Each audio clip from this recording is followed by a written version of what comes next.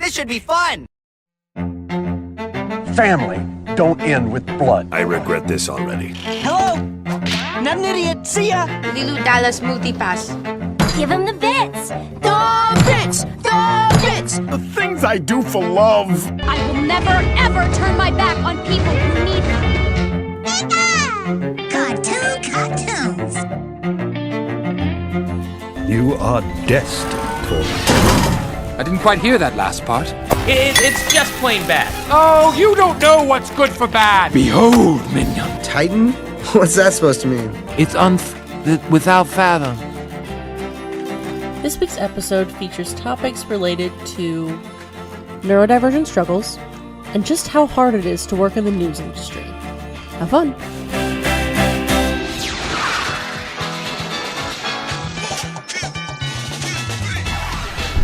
Oh, no. That was fun. Your voice really travels. I did theater. Try not to make it travel. Vent. Tell it. Stop venting, Sam. We know you're sus. Vent. Vote purple. Orange is safe. Thank you. And welcome back to Why Should I Watch That? I'm Myra. I'm Sam. I'm not sus. Please don't vote me. I swear to God, I'm being framed. Blue over here. Blue. Mariachi band. I've got the mariachi band skin on. It's pretty fun. Aww. Yeah. It was supposed to be like a maraca, but I don't have maracas, and I don't know how to make a maraca sound. What do you want from me? Okay. Is that better? Yes. I don't know what a maraca sounds like off the top of my head. I think I was going from like a guitar maraca. I don't know. So welcome back. Today, no, whatever tonight. It's tonight. We're recording like 4 hours later than normal. Yeah, that's my fault. I'm sorry, guys. It's a little bit of everyone's fault. Do not try to blame yourself. We were playing instruments, and we were watching cartoons, and then we were reading cartoons, and then we were talking about political issues, and yay! So everyone wear your mask, please. The ADHD is real in this room. It is palpable. Oh God, yes. So we're talking about... Did you really just burp into your fucking mic? Didn't mean to. You tried to act like no one heard it. I played it off pretty good. You super didn't. No. Megamind! Megamind! So, yay. We're...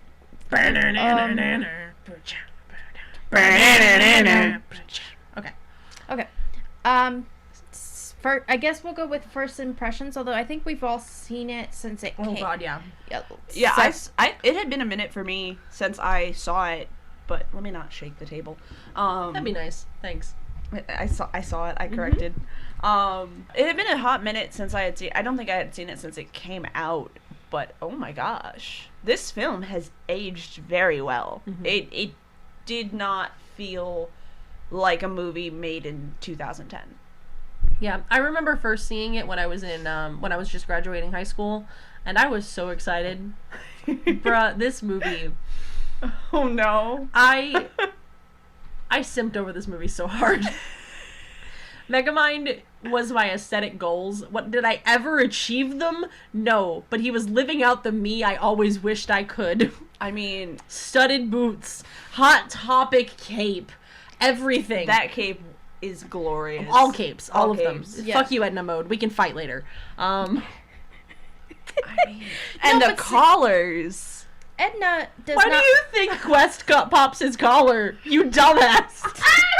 Oh my God. Oh, he's literally just your version of Megamind. No, he's literally just kind of an 80s...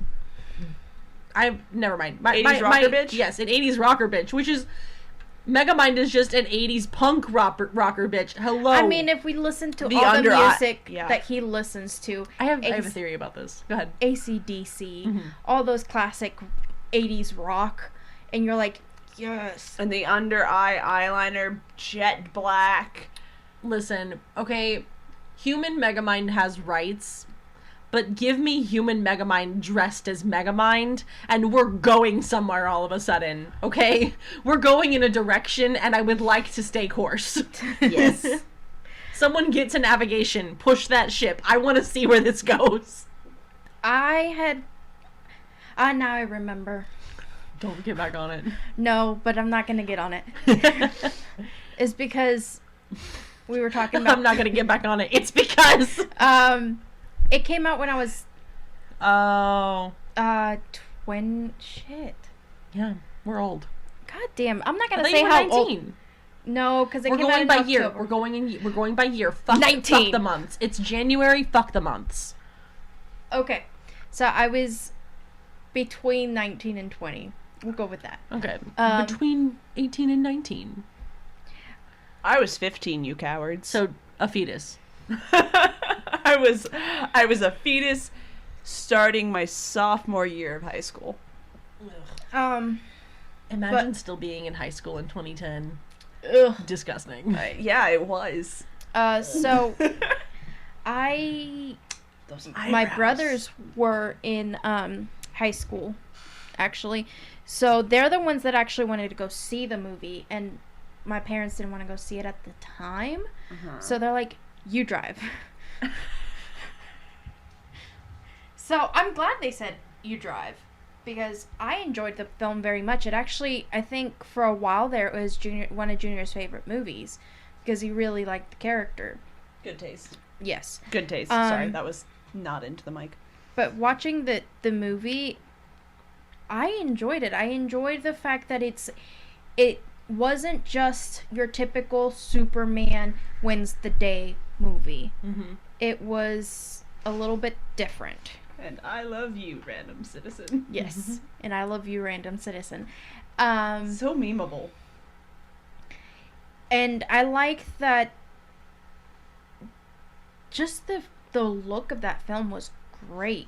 So after the years I have seen it periodically through here or there, it's been probably about 2.5 years since I last seen it. Mm-hmm. So going to see it again or watching it again for this episode, it brought back a lot of nostalgic feelings, but at the same time I was like, I got you. And it felt like you could understand a lot more as an adult watching the film than what, because even, okay, yeah, I was like 19, but still at 19 I had no rights. Why? It's fair. I didn't have rights either. I mean, it's no just rights. an age where you don't have rights. I'm sorry to tell you. You lose them for a little bit so that you can re-find yourself. Yeah. You have to have a couple of identity crises. Because at that point I was like, and you can't do that with rights. I was like, I don't know where the fuck my life is going. I was literally at that point where I want to be a doctor, but I don't want to put in the fucking effort. Not me. That moment when I found out that medical school involved math. 8 years. Jesus Christ. Yeah, I was like, I don't want to put in the effort. And then I was like, you know what? I'm going to put in the effort, but I don't want to do it in the U.S. And my dad was like, I'll pay tuition for you to go to school in Mexico. Dude, medical school in Mexico, at least the one that's in the city that I grew up, is one of the top medical schools. Also, everywhere except for here, college is cheaper. Yes. Yeah. Okay. It's the same fucking education. If you can study abroad there, you're learning the same shit.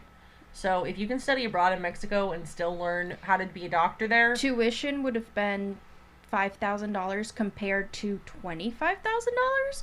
So, yeah. Mark me as sad. Although I just forgot that it's very hard for me to read Spanish and read and write Spanish just because I hadn't been in school in Mexico since I was like 8. So going back to Megamind, I do also specifically remember this, and I looked this up to make sure I was right. This and How to Train Your Dragon came out in the same year, and they're the first one, and I cannot express to you, I went ape shit over How to Train Your Dragon. You went barrel. How to Train Your Dragon. Hiccup had rights. Toothless had rights. Everyone, Rough Nut and Tough Nut, rights. Snotlout did not have rights. I think that's his name. I don't like you. You remind me of a real life person. One? Yeah. Yeah. All of the other ones had rights. No, though. Astrid. Fish legs, rights. Anyway, what about we're not talking about them. They all had rights. I loved that movie to death. I played it I bought the DVD the second it came out, and it did not leave my DVD player. Unless You were watching Megamind. Unless I was putting in the new Megamind DVD that I had just bought like 4 months later. Oh my god. Like, How to Train Your Dragon came out in like March, and then Megamind came out later in the year. So I bought the How to Train Your Dragon DVD first, played the shit. I was prepping for a con once while I was making Hiccup's outfit, and just to make sure that I constantly had a reference for every single angle of his outfit, which was a great excuse, I just left the movie running. Oh my god. It got to a point where I could do that thing that some weird kids can do, that I could just quote the fucking movie line by line. I can do that with the first Harry Potter movie. I could do it with Megamind at some point. I can do it with Lord of the Rings. Mm-hmm. Oh wow, dude, they don't talk much in Lord of the Rings. That's why it's more impressive, because there's these long gaps of just like Legolas staring weirdly into the camera, just like. Oh, but you gotta admit, when he was young, he was sexy. Oh, don't get me wrong. Oh, Orlando Bloom is still sexy. Have you seen him in that new fairy show? I have not seen the new fairy show, actually. That shit is good. List. Megamind. I'm sorry. Right. But yes, he is. Shall we read the synopsis? We shall. Unless, did everyone say what they wanted to say? Yeah, I think it's... I was sort of cut off. But you went off the rails. No, I didn't. I thought you were done. I'm sorry. Jay had mentioned something. Oh. I'm so sorry. I thought you were done. Go ahead. I was going to say that rewatching it brought back a lot of nostalgia intense, and then as being the adult that I am now, seeing it again is very refreshing. And especially the relationships that the movie has. I will say this, I'm going to build up this for 2 seconds. They put a lot of thought behind those relationships, and it shows. Oh yeah, we'll get into it, but I love the relationships between Megamind. Bless you. Bless you. I'm so sorry. You're fine. Sneezes happen. But the relationships between Megamind and Roxanne and Discount Superman, Megamind, Metro Man. Music Man. And even Metro Man and Megamind. They all have really good immaculate. relations. Okay. Synopsis. Good? Okay. Sorry about that. No, you're good. So, the synopsis for Megamind. Though he is the most brilliant supervillain the world has known, Megamind is the least successful. Thwarted time and again by heroic Metro Man, played by Brad Pitt. I don't know why. Hold on. One more time. Though he is the most brilliant supervillain the world has known, Megamind is the least successful. Thwarted time again... Why can't I read? Though he is the most brilliant supervillain the world has known, Megamind is the least successful. Thwarted time and again by heroic Metro Man, Megamind is more surprised than anyone when he actually manages to defeat his longtime enemy. But without Metro Man, Megamind has no purpose in life, so he creates a new opponent, who quickly decides that it's more fun to be a bad guy than a hero. And that's the synopsis. Definitely only read in one take. For sure. Yep. Goodbye. So, it was directed by Tom McGrath, produced by Laura Bray?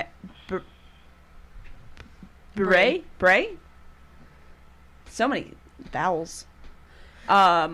Denise Nolan Casino. Yeah, it does say Casino. Okay. I'm not... Casquino? Casquino? There's a C in there.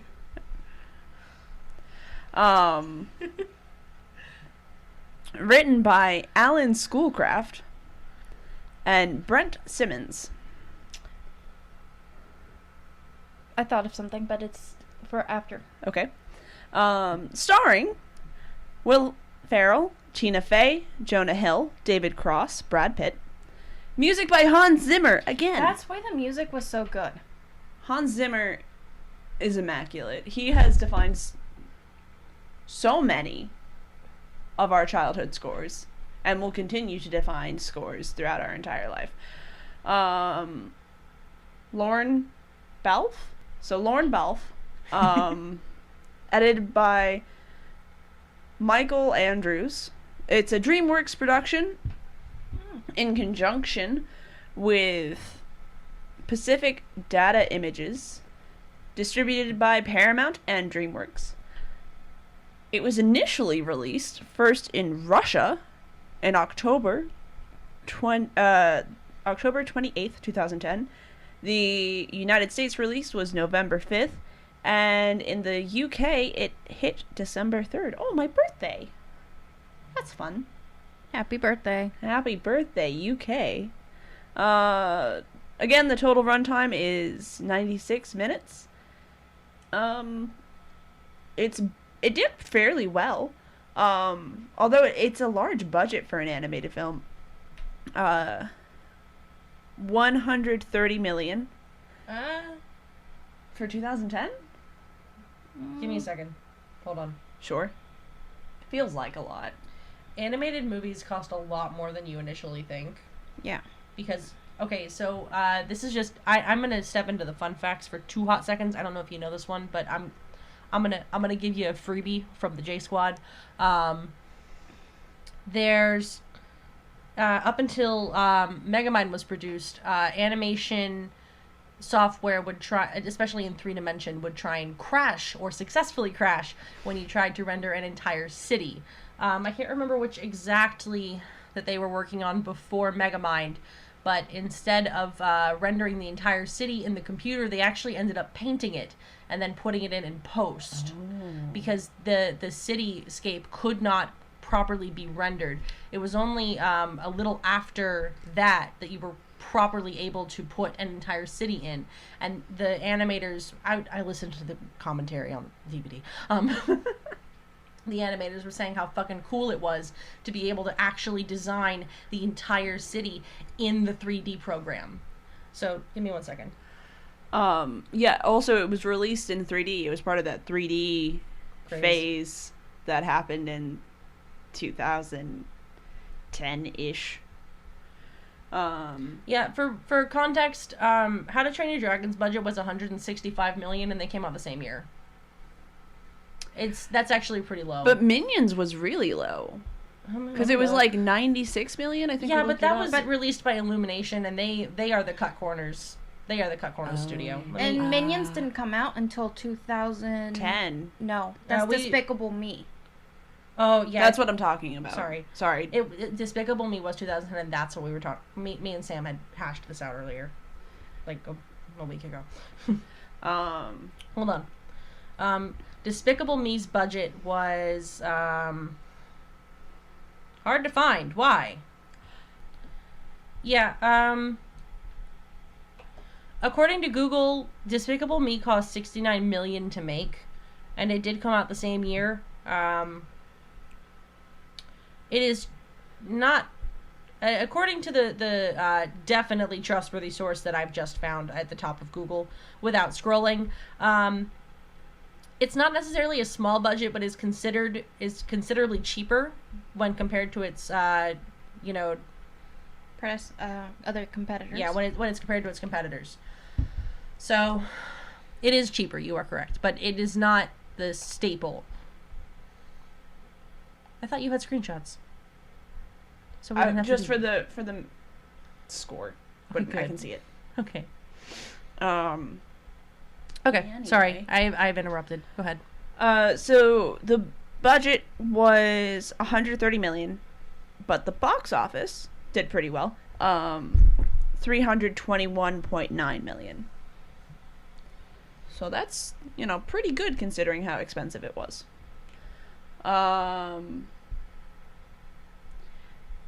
Do we want to... We usually do the Rotten Tomatoes before going into everything else. So do you have anything else for... No, I don't think so. Do you want to do your Easter eggs before we go into the Rotten Tomatoes? Yeah. That's usually what we do.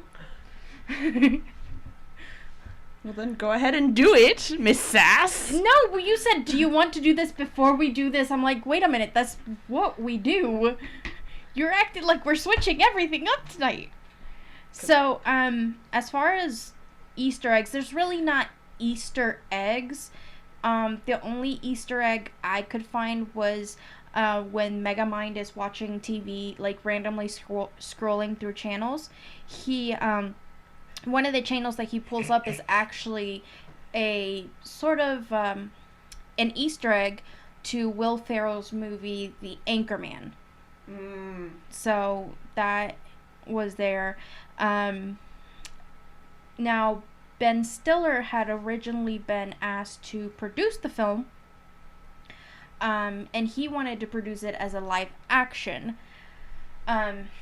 which later on, obviously, they decided not to go live action. It was inspired by Superman tale. For sure. I mean, it's pretty obvious. This was a fun fact that Jay had given me, is the fact that the writers had actually written this back in high school and did not really get it pitched to DreamWorks. Thank you. You're welcome.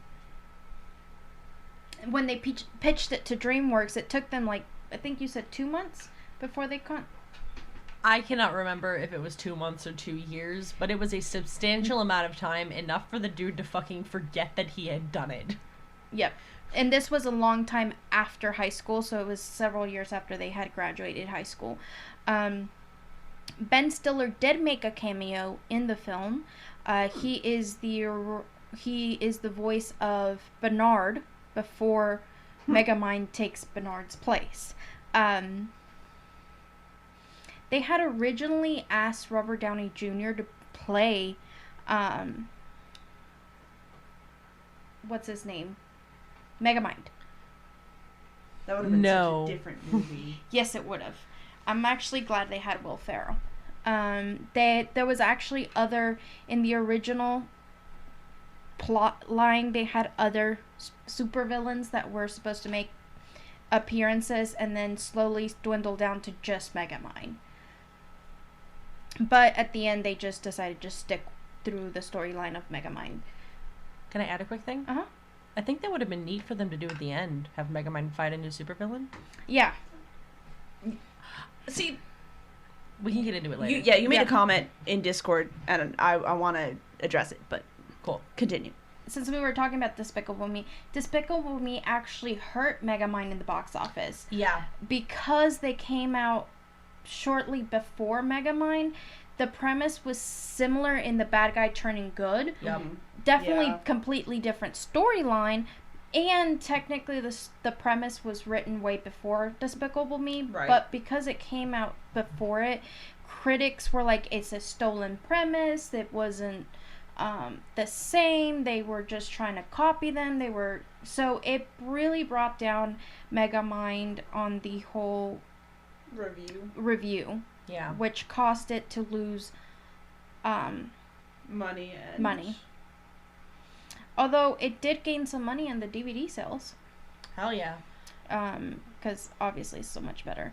And yeah, in my opinion it's better, but like, so as far as for directors go, they had originally thought to put the directors of How to Train a Dragon to direct the film. But they actually switched it about a year into production. Why? That would have been so interesting. I know. I would have loved to see that film. Because directors become so influential to a story, even if the script is what it is. So. But they I might have think been able to save that film. Not necessarily save, but they with how well they did on some of the How to Train Your Dragon franchise, with hindsight. I thought 2 was good. Yes, I said some. Okay. I definitely could have seen them bringing that movie to a new height that we could not perceive of right now. Of course, they did think of other directors, such as the one from The Good Dinosaur from Pixar. And the last thing I have is the name Megamind was not the original thought name. They had several different other names, such as Mastermind, which if they would have gone with that, the foe would have been Uberman. So instead of Metro Man, he would have been Uberman, okay? Uber? U-B-E-E-R. No, U-B-E-R. Yep. And then they also tried Obermind. Ober? Yeah, O-O-B-E-R mind. I don't Some know of these who the names are hell gave you bad. guys like Yeah, and clarity, but they still had the Metro Man beat Uberman in that portion. So I'm glad they changed it to Megamind and Metro Man, because Uberman just sounds... I need a ride. So yeah, those are my little tidbits as far as like tidbits for the movie. Okay. Thank you, Myra. beautiful. Excuse me. Uberman. Uberman. So, You're never gonna forget that shit. Yes. the tomato meter gave it a 73, and the audience gave it a 72. So everybody's kind of wrong here. Well, they agreed. I don't They care. gave it They're a all C. wrong. They all gave it a C. I would give it at least like an 87. I would have given a... I would not give it anywhere near a C. No. This is like turning in work that you turned in at a high school level for your kid, knowing full well that you got a 98 in your fucking college course, and the fucking professor turns it back with a C minus to your kid. And you're like, I know it's plagiarized, but that was fucking gold. Okay. Can we pause before this? My eye kind of hurts, and I want to make sure it's okay. Okay. We're back. We're back. With And Rotten Tomatoes. With Rotten Tomatoes. We've got some reviews pre-selected. We're going to go with our first one, which is 3.5 stars. From November 2020. From November 2020. Thank you. Mm-hmm. From Kevin P. with no icon. Considering the voice cast and premise, this isn't nearly as funny as it should be. Despite that, there's a lot to like here, including fun action, a heartwarming plot, and likable characters. Now, Kevin P. This might be the nostalgia talking, but how does it feel to be wrong? How does it feel to be absolutely wrong? Myra? Do you have any thoughts? No. I would say he's right on the fact that it has a good plot. It has good characters. Sure.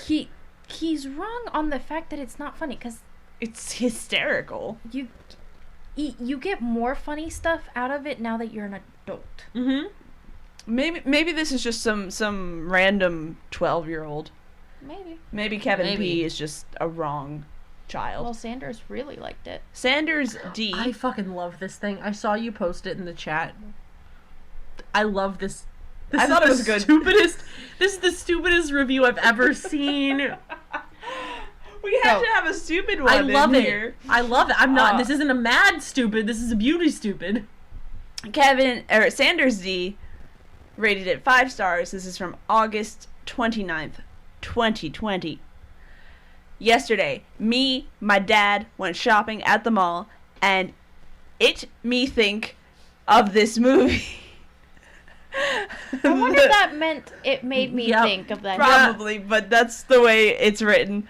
The way my dad's hair doesn't exist reminded me of the inevitable fear of death. Anyways, I haven't watched this movie, but like my friend said it was bad. I fucking hate that kid so... I fucking hate that kid, though. So, 5 stars.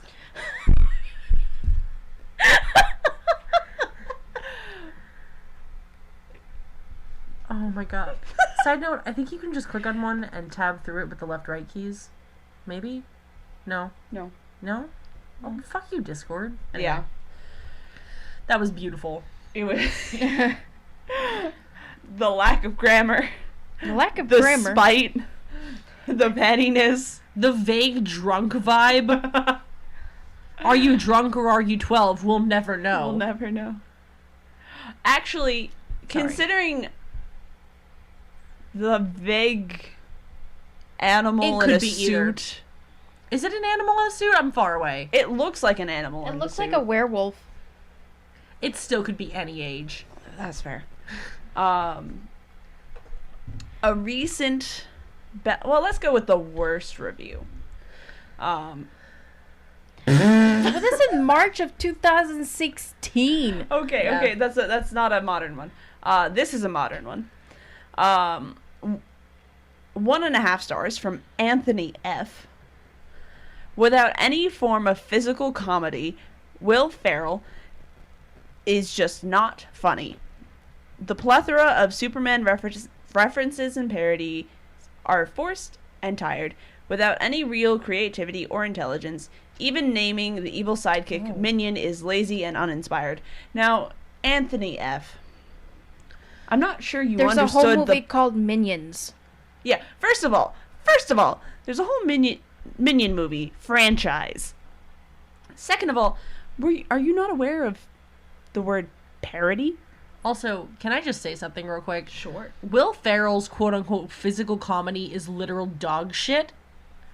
Second only by Adam Sandler. I will not be taking criticism at this time. Y'all can agree or disagree with or without me. I don't care. Will Ferrell, not Will Smith. Will Smith, you're not involved. Will Ferrell has next to no redeeming qualities other than look at me make fun of someone who's differently abled. Okay? Look at me act like someone who has less than control over my body because that's somehow funny. And also let me act stupider than I really am because that's also somehow funny. Elf was okay. You want physical comedy. You go to the king of physical comedy himself. Jim Carrey. Jim fucking Carrey. With that being said, his overall... I'm sorry, I will stop after this. No. This was the point I wanted to make. With that being said, his tonality and the way that he delivers lines as far as through Megamind are not Will Smith. Fucking are not Ferrell. Are not Will Ferrell. They are someone else. He does such a good job voice acting. He kept the comedy alive. He ad-libbed a lot of that. He added a lot to the story just from like being himself, and he did a good ass job. For sure. I'm done. Go ahead, Myra. I disagree 100% with what he said. I thought you were about to disagree 100% with me. I was about to fight you. I was like, Myra, don't end this podcast here and now with this declaration. No, we would come back to Duke again. Don't think that would ruin a fucking podcast. This would not ruin a podcast or a friendship. No. Maybe if you attacked Jim Carrey. Oh no, I love Jim Carrey. See, we're good. Will Ferrell can sometimes... He has moments. He has his moments. I think Megamind is one of those moments.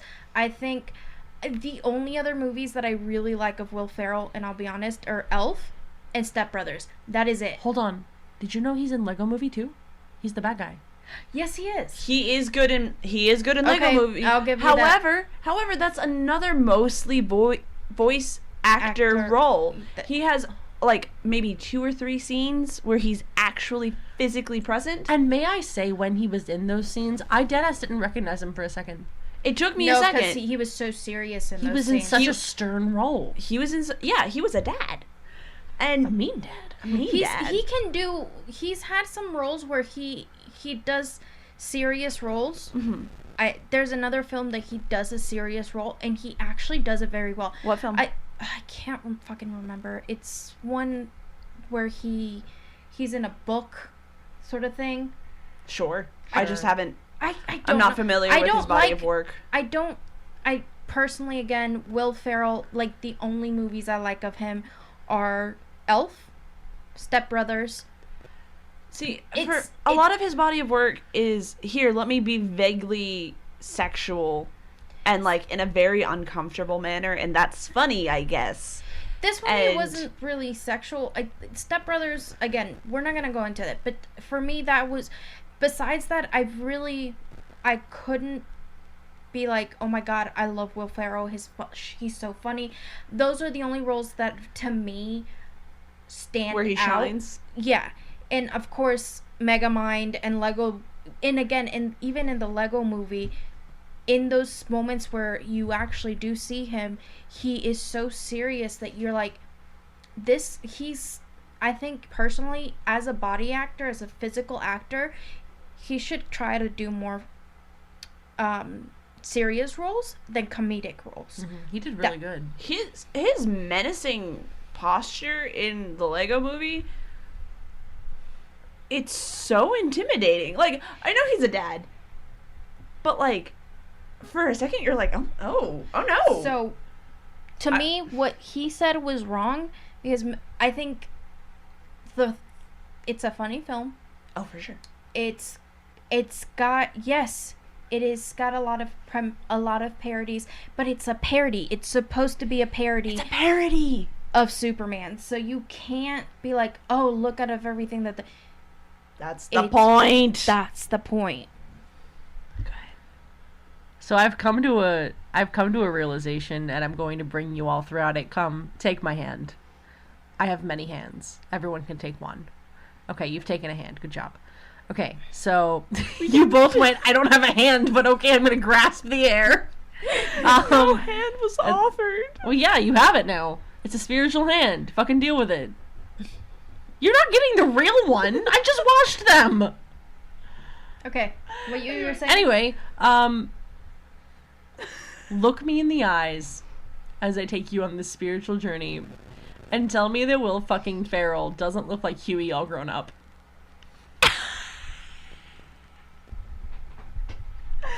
Come with me, and you'll be in a world of pure imagination.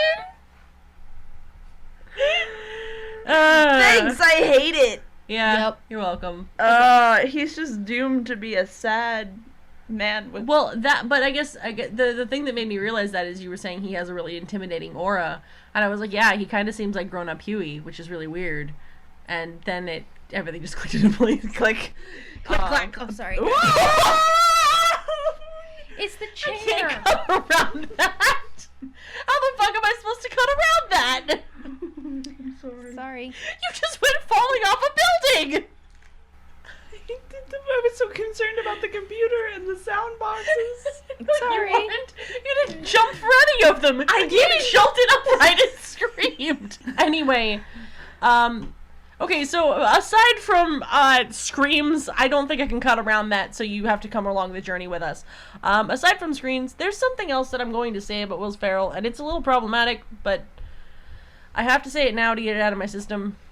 The way that he acts in most of his movies is similar...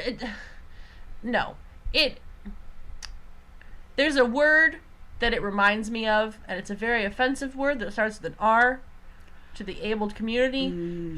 He acts like he is trying to epitomize that stereotype, and I super don't like it. Yeah.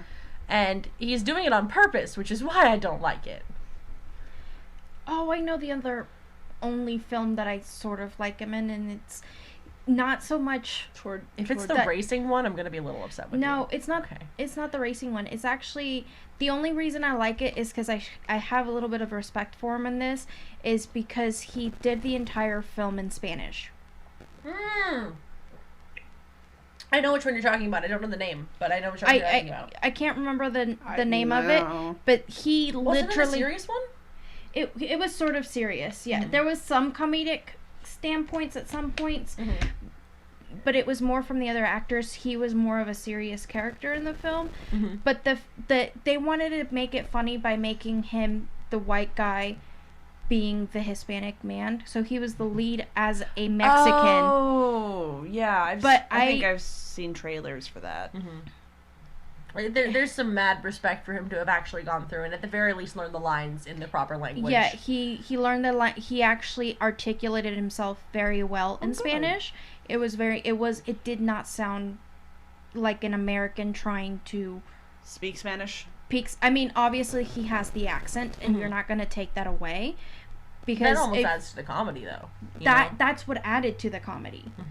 Because the lines were serious, but the fact that he was saying it with an American accent, without meaning to, or without forcefully, But the fact that he did the entire film in Spanish. That's, I've had this opinion. My mom instilled this opinion in me from a very young age, and I tend to agree. Sorry. In order to do good comedy, you have to be intelligent. Yes. And I think Will Ferrell is intelligent. I think he's growing. He's learning. He's learning. He hasn't been taking a lot of roles that are putting him in, and I think you're right, but I think when he started, and I might be wrong, but from what I've noticed, when he first started really popping off in acting... Wasn't it in Saturday Night Live? Yes. And they had him doing...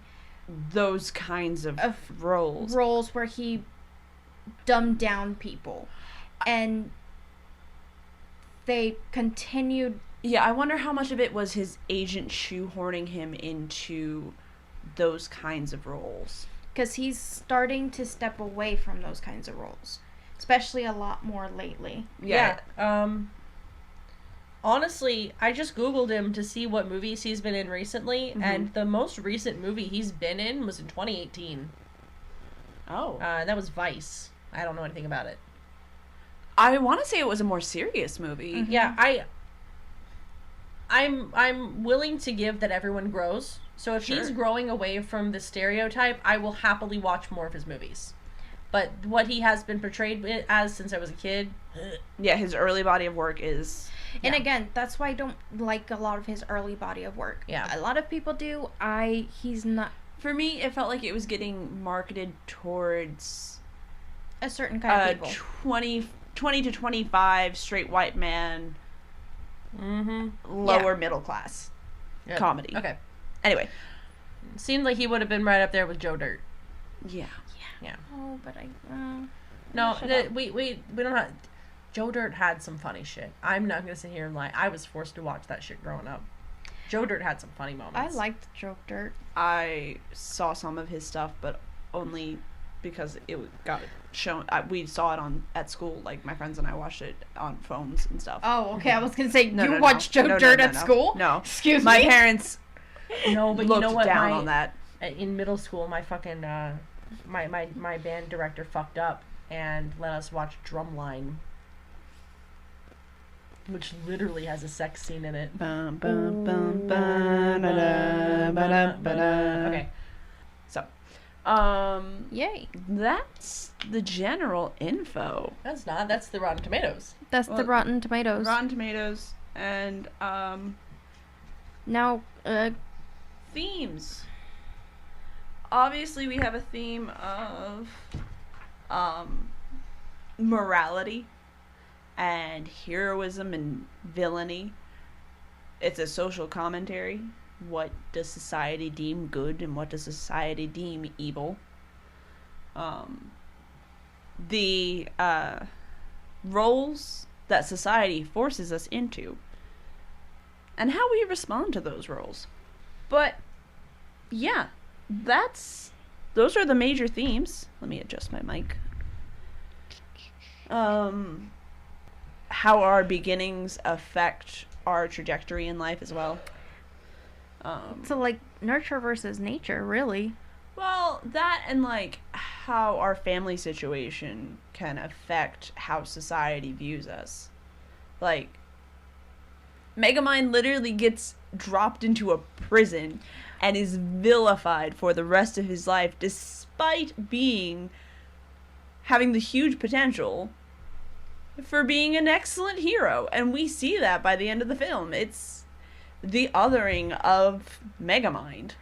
So, don't make that face at me. He's blue. No, hold on.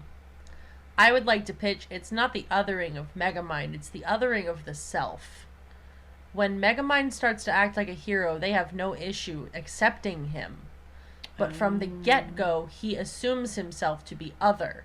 He assumes himself to be bad. He has made himself... It's a self-serving destiny. Since he has decided that he is going to be bad and there's nothing else for him to be, to a point. The kids were bullies. Yeah. I was going to say, he doesn't fully decide himself. He starts trying to help others. He really does, because I guess I meant like you as an see adult. him try as a child. You see him try to help what he sees as his family be free when he sets all the prisoners free. He had very bad influences. Yes, he did. My thing is, why did the warden not go, who brought a baby in here? I have a theory. Okay. Dude, the warden became his dad. Do you want to hear my theory? Sure. Okay, so alien crash lands in jail. The dudes try to hide it for a while, but eventually they find the fucking alien. We know because the warden finds Megamind and is just like, you little shit. So the staff know that Megamind is there. My theory is he at some point he was discovered and the warden was like, guys, other government agencies, I found an alien. And they were like, shit, dude, keep it and watch it. Keep it and watch it and see what it does. And like, you know, his little room that he has for him to like chill in when he's in solitary, it's themed for a kid's room. Yes, and you it would is. think it's for a kid when he's in solitary, but something that's a little more believable is that it's a nursery. So They kept him in his room since he was a child. or maybe time at like, you know, that seems like his room that he grew up in. Yes. But as he continued to show negative, evil behaviors, they basically just went, you're grounded, go to your room. We haven't changed it since you left for college, so have fun with that. But Yeah. that's my theory. The Right, because it's painted all like rainbows and shit. ducks and stuff. Yeah. That's my theory as to why he was allowed to stay at the jail. Why the warden, when he's an adult, his warden talks to him like a dad who's essentially disowned his child. Yeah. Yeah. I do think the warden became sort of a father figure to him, and I think the warden knew that he could be destined for greatness if he applied himself correctly, because if you notice, the warden allows him to get away with a lot as a kid. Yes, he does. He basically has and he does also have a cell, mind you. Yeah. But like that might just be all of my friends have cells. Dad, can I just go hang out with them and like be one of the guys? Yeah. I don't think it was a real cell. But No, the only thing that they really show, his door is open until yeah, his cell door is open until it's lights out, and They they close have it. to close it, and Yeah. and he goes, oh well, fine, I'll just take out my flashlight. Actually, that's how they do real jail, though. yeah, depending. Depending on the prison. It depends on the security Yeah, that's level what I of the was gonna jail. say. Sure. So typically, if he's low security, he's gonna be able to have his jail cell open until it's lights out. Okay. Maybe the warden wasn't able to babysit him that night, so he was basically just being daycared. Oh my god. Jesus Christ. Anyway, no. I love this headcanon. Yeah, my headcanon is that he was basically under the warden's care, and as he started being more evil, the warden was just like, dude, if you're really gonna go, I know this is, he Uncle I wrote himself. He was like, look, I'm gonna try and help you and be here to like put you back on the path of right, but I know you're not really ready to listen to me yet. Because at the end of the movie, he's just like, good luck, guys. Yeah. And when he comes back at the end of the movie and he's all like, arrest me. Mm-hmm. He's like, no? I'm pretty sure that was already Fish. Minion. Maybe. Maybe. I don't think so. I don't think so. Maybe, who knows? Because the way he like recoils, he's like, oh, you're back willingly. Mhm. Okay. And I would agree with what you're saying, because it was the warden who decided to send him to school.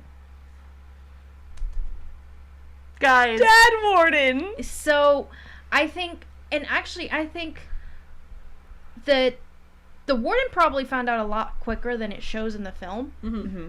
Because when he stops him from getting away from the jail and all the other prisoners run away, he looks at him like, come on, this isn't the first time.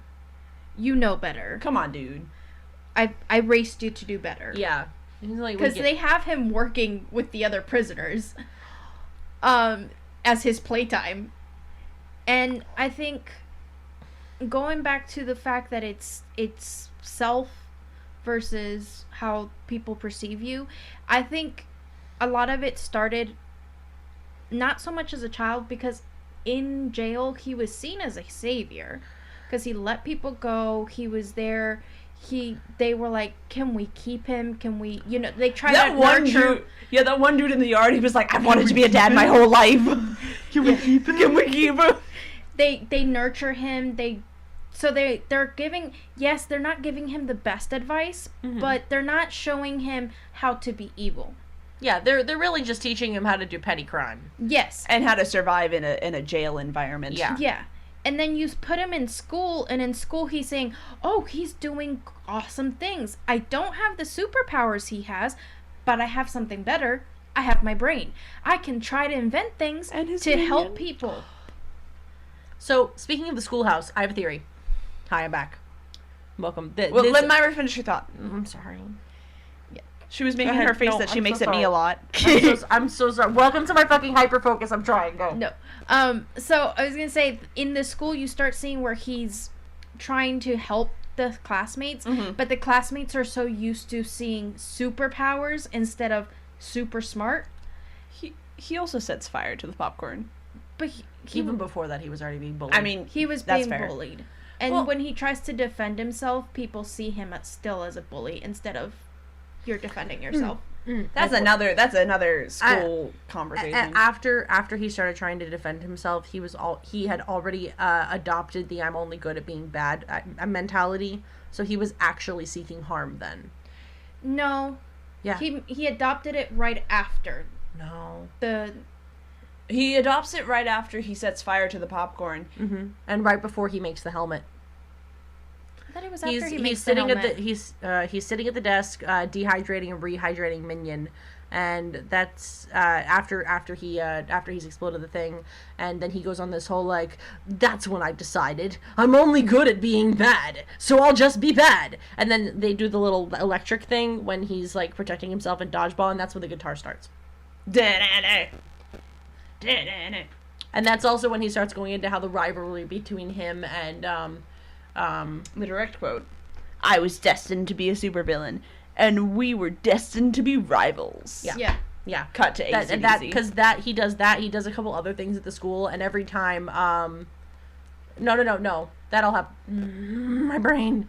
Okay, I'm pretty sure at that point he has already decided to be evil. Well, because he makes that decision gradually, because he's all like, oh, I tried to be friend. I tried to, fit in. I tried to adjust to the school reason life. I didn't think that, because when he's talking about the dodgeball, he's like, I was always picked last. Oh, no, but there's 2 dodgeball scenes. Yes. So when he's first talking through the first dodgeball, he gets hit, and then he's talking, that's when I started to thinking about what my life is going to be.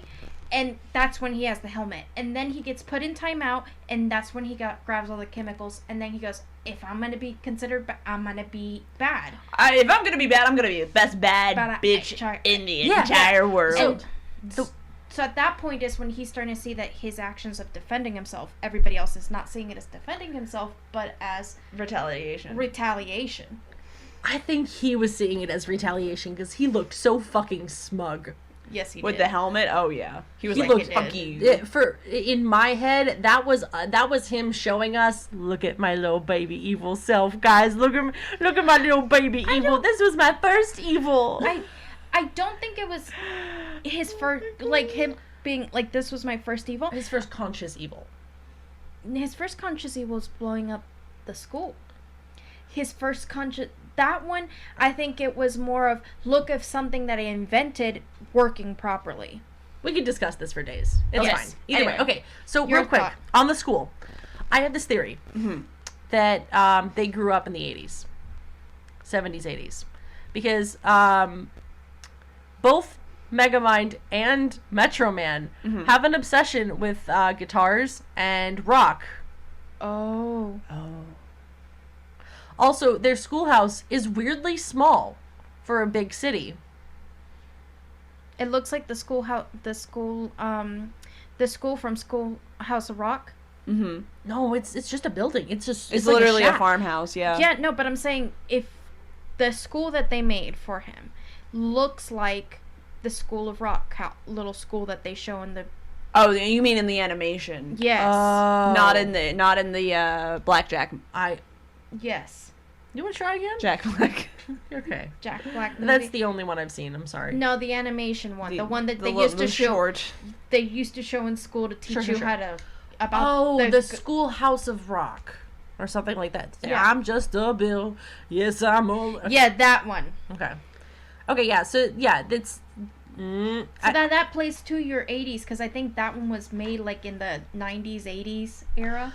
That was made a while ago. My mom knows that.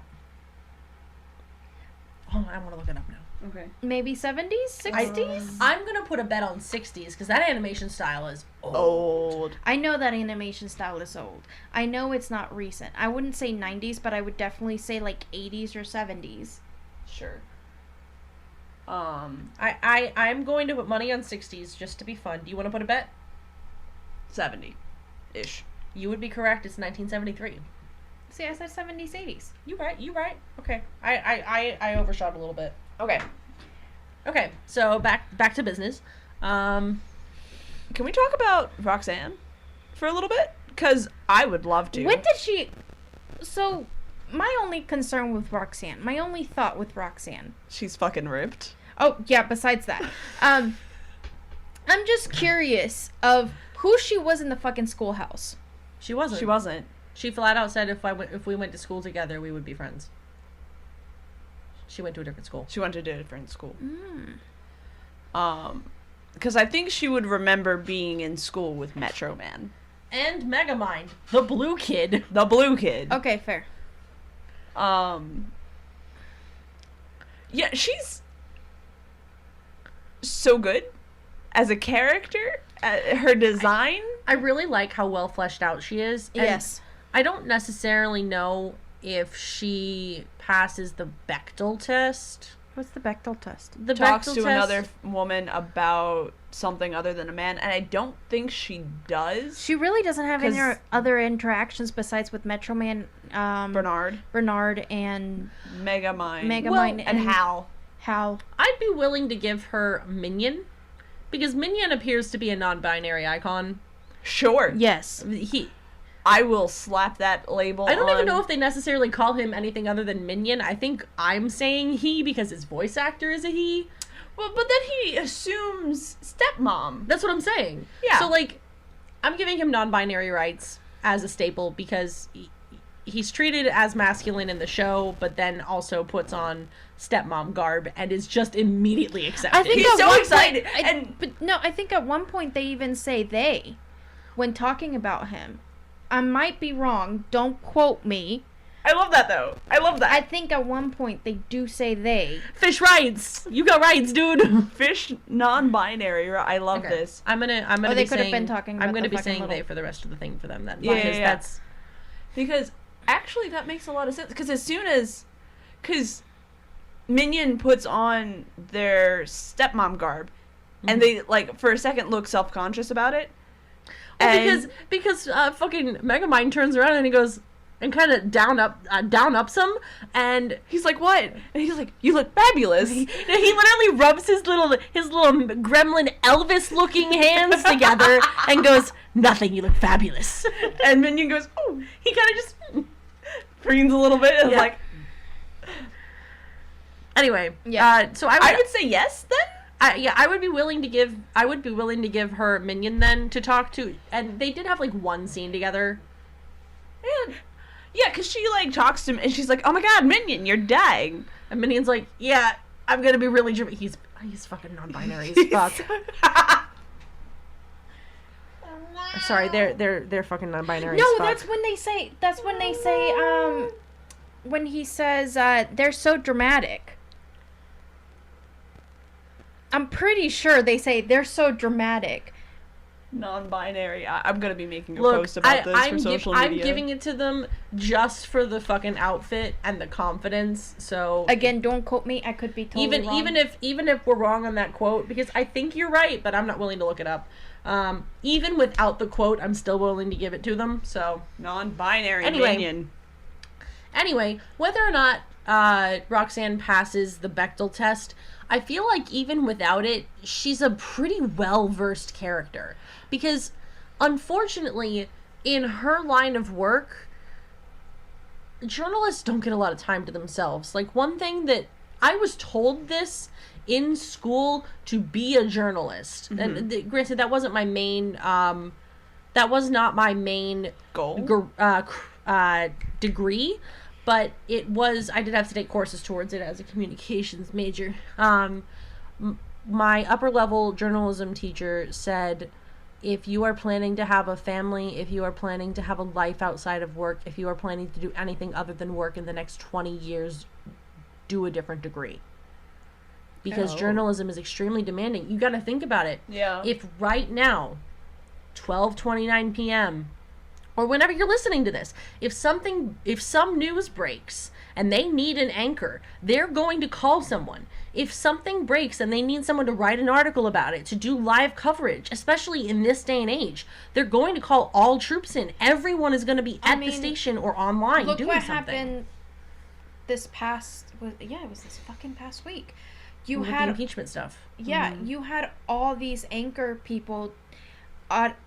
It wasn't this doing past week, social but 2 media, weeks ago, doing... you had all these anchor people that automatically said, "Oh shoot, there's a riot in the Capitol." They had to be there within less than 30 minutes. Yeah. So my point in bringing that up is, as someone in that field, she does not necessarily have a choice to hang out with anyone other than her coworkers or the subjects of her reporting. Now, I would have liked to see a little bit more of like a diversity, but that would make the movie longer, and they already had to cut some scenes just to make it the proper length. Yeah. So the only thing I would have liked to see a little more, like, and it could have been short, just like maybe her interacting with her news station, like at the actual building. Yeah, that would have been nice. Something, you know.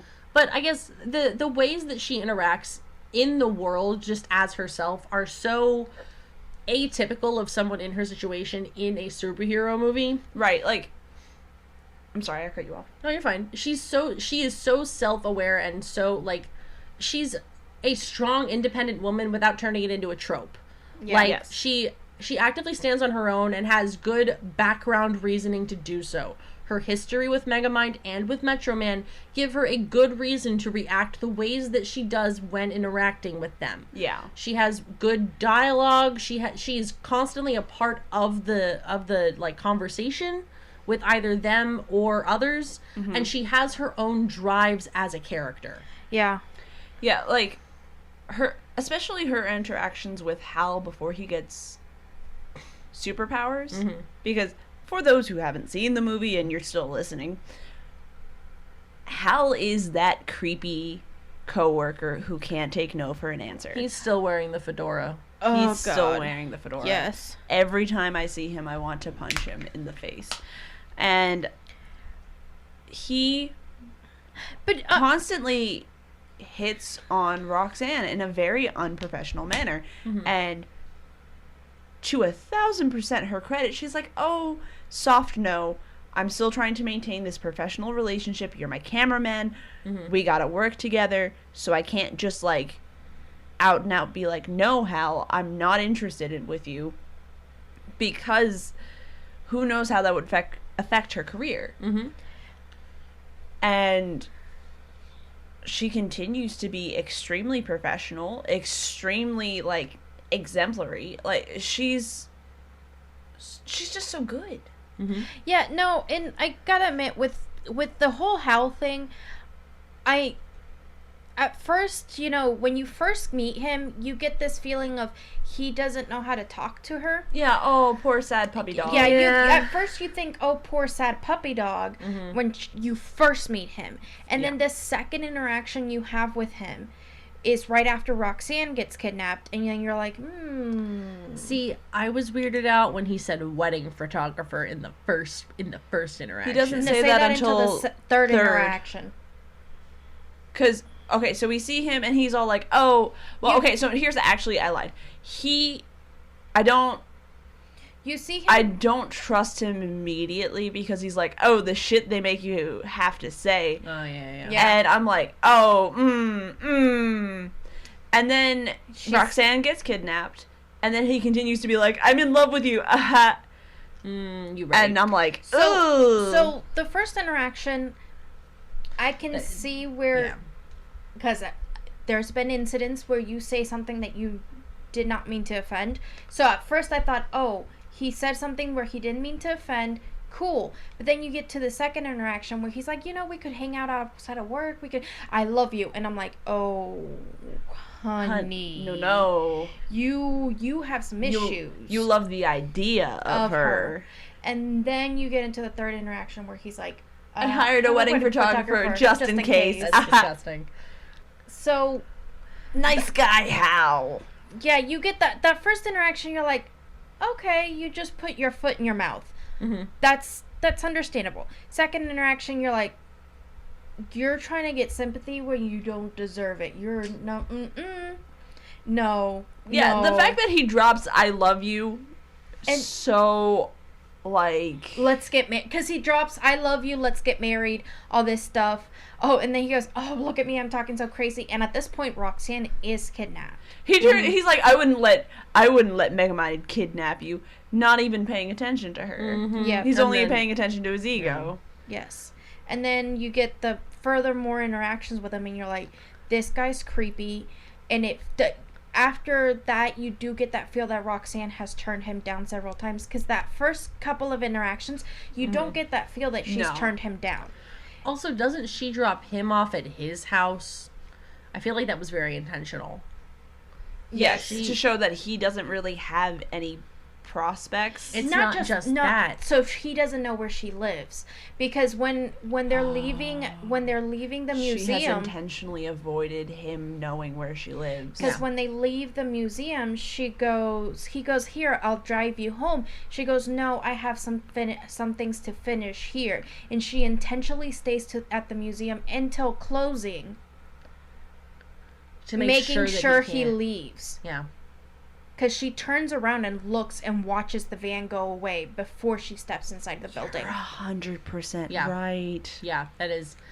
And I'm going to give her so many fucking brains for that, because there's something that media doesn't like talking about in this world, and it's the female lifestyle. Yeah, the defense mechanisms. Yes, the amount of defense mechanisms that female people have to like have equip by age 12. Hold your keys between your fingers. Do shit like this. Make sure that someone that you don't necessarily trust doesn't follow you home. Someone that you still have to work with. Yes. That is... I really like how they portrayed her and Hal's relationship. And you can see even more of that when she calls Bernard. She has...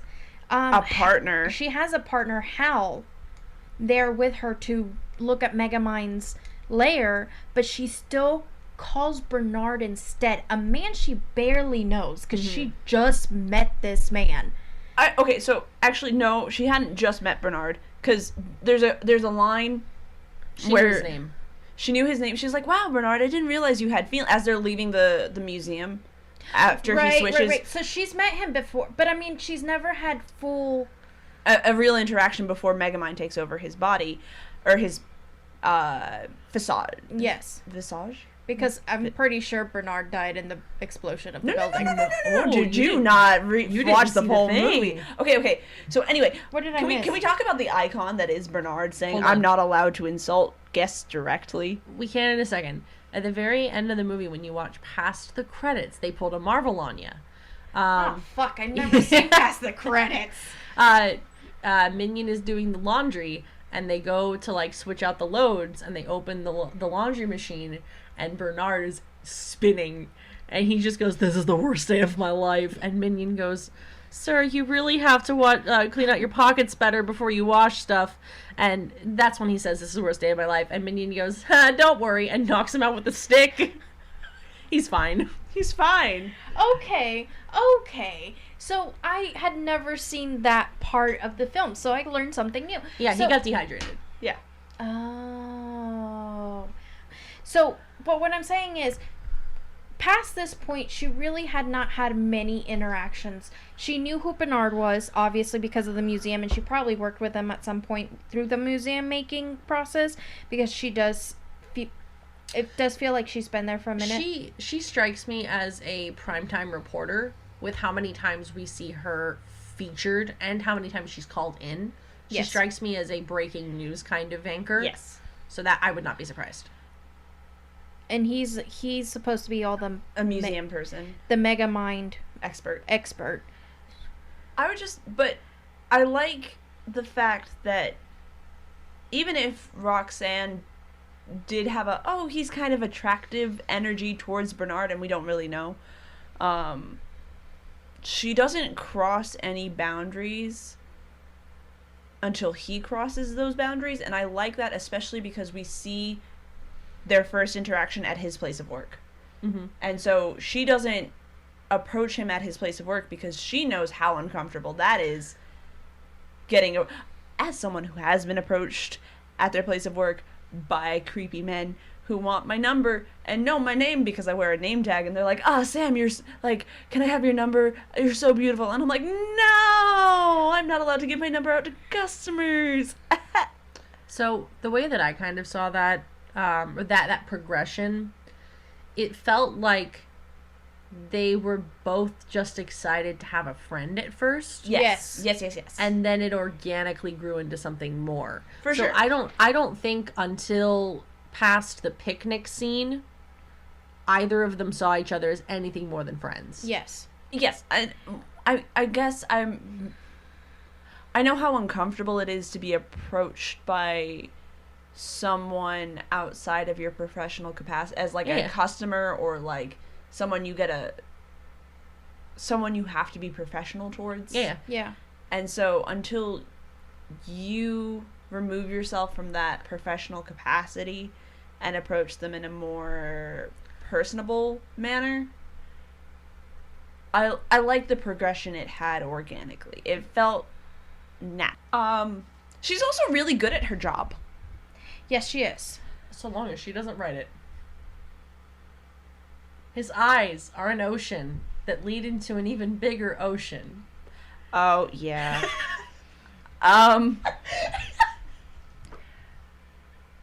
She's good at research. She's good at research. Real good at research. And her diction and reporting stance. Yeah. Yes. Her posture. Very good. She's short. What? I don't know. You said that and I immediately continue. Anyway. So Roxanne, Mm-hmm. she has rights. Mm-hmm. Hal has no rights. Zero rights. Negative rights. So Metro Man. I wonder how many times we've done that. Metro Man is Diet Homelander. I am not taking criticism at this time. He's Diet Homelander because of morals. Okay. He actually is like, yes, I will pretend to be good because that's what I know how to do. And then when he decides it's inconvenient for him, he pieces the fuck out. He's only good for the narrative that he wants, and when he doesn't get that, he does bad shit. Okay. And not in the same scale. I know Homelander has a lot more self-restraint than we technically give him. For now. Okay. No. I'm so worried about season 3. Yeah, Diet Homelander. I'm sticking with that unless anyone would like to challenge me. I like Diet Homelander. Diet Homelander. So I think Metro Man, yes, he's supposed to be Superman in all its powers and convenience and how he was.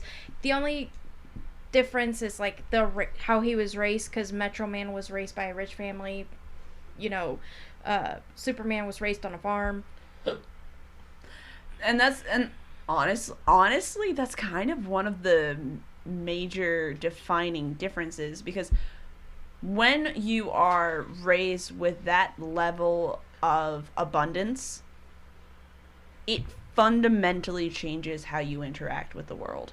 Yes. And Clark Kent, our beloved farm boy from Kansas, is raised with humility and morals, and he learns gratitude and all of these other good things.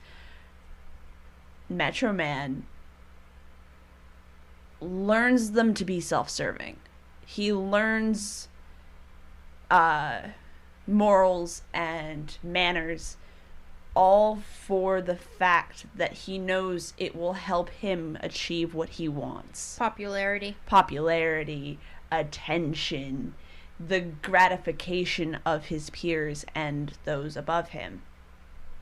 And not that he does it to be malicious, but he definitely sees Megamind as competition and makes a point to use his influence to put Megamind beneath him. Yeah. I disagree. Oh? Even as a child? Even I think the school... Especially as a child. I think that he was force-fed a narrative that he was destined to be a hero, and went at the second, as a child, if you're constantly told I'm a hero, it's the Bakugo effect. If you're constantly told I'm a hero, maybe not Bakugo, but when someone shows a non-heroic quality or shows a threat towards someone that you might not, necessarily. Someone you kind of care about, or even just, a person. So he has a villain. Megamind has a villain quirk. Megamind has the face of a villain. Okay. And it was just assumed. Because if you think about it, Todoroki syndrome? No. No? No. Think Shinso, but no quirk, because Megamind doesn't have a quirk. No. I meant for Metro Man. Because Todoroki was groomed to be a hero without the vigorous, abuse. I guess. Because if you think about it, Metro Man didn't bully Megamind until he did something that was abnormal. He was just another kid in the class, and then he did something kind of weird. And then Metro Man and the other kids were like... Yeah? They started really the bully thing because he's in a jumpsuit. He's in an orange jumpsuit. Do you still have it on? No, it's only for 2 days. So no, probably not. No, what I'm saying is the bully really started from infancy. Because I'm talking specifically with we're not talking about Megamind right now. We're talking about from Metro Man's standpoint. Yeah, Metro Man started bullying Megamind since infancy. He pushes... That is not something that he fucking planned as an infant. Did you not see the face he makes when he goes, I got milk, bitch? He just blew a raspberry. That was like teasing at best. Okay. Hold on.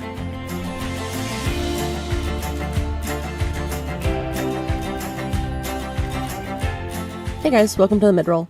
We don't have too much to talk about this week. The main thing that we've got going on, we have started doing a thing where we actually pre-plan things like adults or something.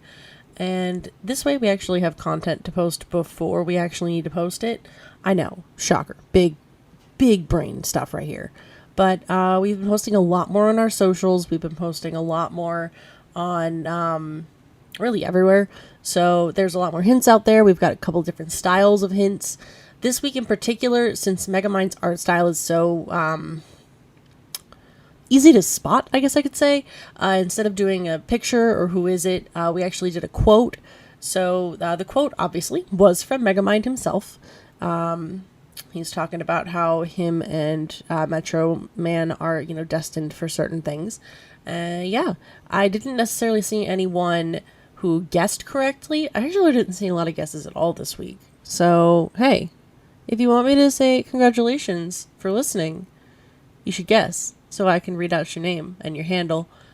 Aside from that, there's not really much else. Stay safe, do whatever. Have fun.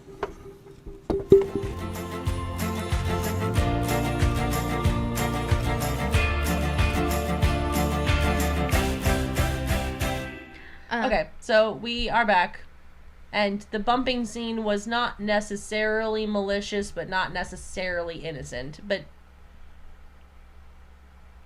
I just don't want Discord sounds. Oh, no, it's fine. I guess, in my head, their relationship always seemed like friendly rivalry, like Pokemon-esque. That's 100% what it was, especially in the bunker scene. Yeah. Because he's all like, I never really wanted to hurt you. This was all just fun because I would be bored otherwise. Yeah. And Megamind was like, same, bro. Same. Yeah, and I think also you see that though throughout the way he treats his doing little plots against him, because he's like, oh, well, he wants to be a good guy, well, I'll be the bad guy then, sort of ideal. They were in a sort of, you're good, this is my current crack theory, they were in a sort of love with each other. And I don't know if it was necessarily a full-on romantic infatuation, but they were like brothers. They were. Yes. He brings roses to the Megaman or to the Metro Man museum. Wait, hold on. He brings roses. So, I think something really like that. We rewatched the scene. Hold on, I think we scared my mom. I think it's really interesting when the I don't remember exactly where my wording was, but in the school scene, since we've just rewatched it, when Metro Man is reheating the popcorn, he shows it off to all of the kids, including Megamind. And I only bring that up for one specific purpose, and this is a new headcanon that I've just made up, because I didn't put these things together until now. I think, because they are both alien, okay? Yes. Metro Man is obviously more Kryptonian in nature, but Megamind is more something. We don't really have a default for him. So I think it would be interesting if, because Megamind also has, like, a lot of memories from his childhood, okay? Yeah, he remembers being a toddler riding his little tricycle down the prison. Fuck that. He remembers the last words his parents spoke to him as he was being put in that vessel. Yes. Okay? You're right. That is a lot for an infant. You're right. So my thought is the Megamind race, I don't know what else to call them, has big brains. It could be similar to the Brainiac race, also from DC. I don't know what that is, but fine. I mean, I don't know a whole lot about them, but they're just like a super smart, borderline computer race. Yeah, so maybe something like that, but like my specific thought is maybe they just all have hyper advanced memories. Sure. So he would obviously have this bone to pick with Metro Man from the get-go. And Metro Man's just like, bruh, I met you in school. I don't know what you want from me. And Metro Man, I think Metro Man, he probably knew at that age, I'm different. This kid's also different. Let me show off all my cool different stuff and see if he can do different stuff too. And when he shows off that he can do different stuff, but it's not in a good tonality. But it causes potential injury. It causes a fire. It's not something he controls, it's something he can invent. It's different from him, so he goes, oh, I see, we're not the same. Yeah. But it's not in a malicious way, just in a, that's dangerous. Please be safe. I take back. You made fire. No good. So, in the aspect of him bringing flowers, the yellow roses mean friendship. Yeah. So, the fact that he brings yellow roses to his memorial thing, it shows that... a deep level of fondness. Yeah, and... like you said, love. It's a friendship love. It's not necessarily a romantic love, but it's a friendship love that there's this deep... I kind of want to label it like an infatuation, but not a romantic infatuation, because there's this... idolization, maybe? Idolization. There we go.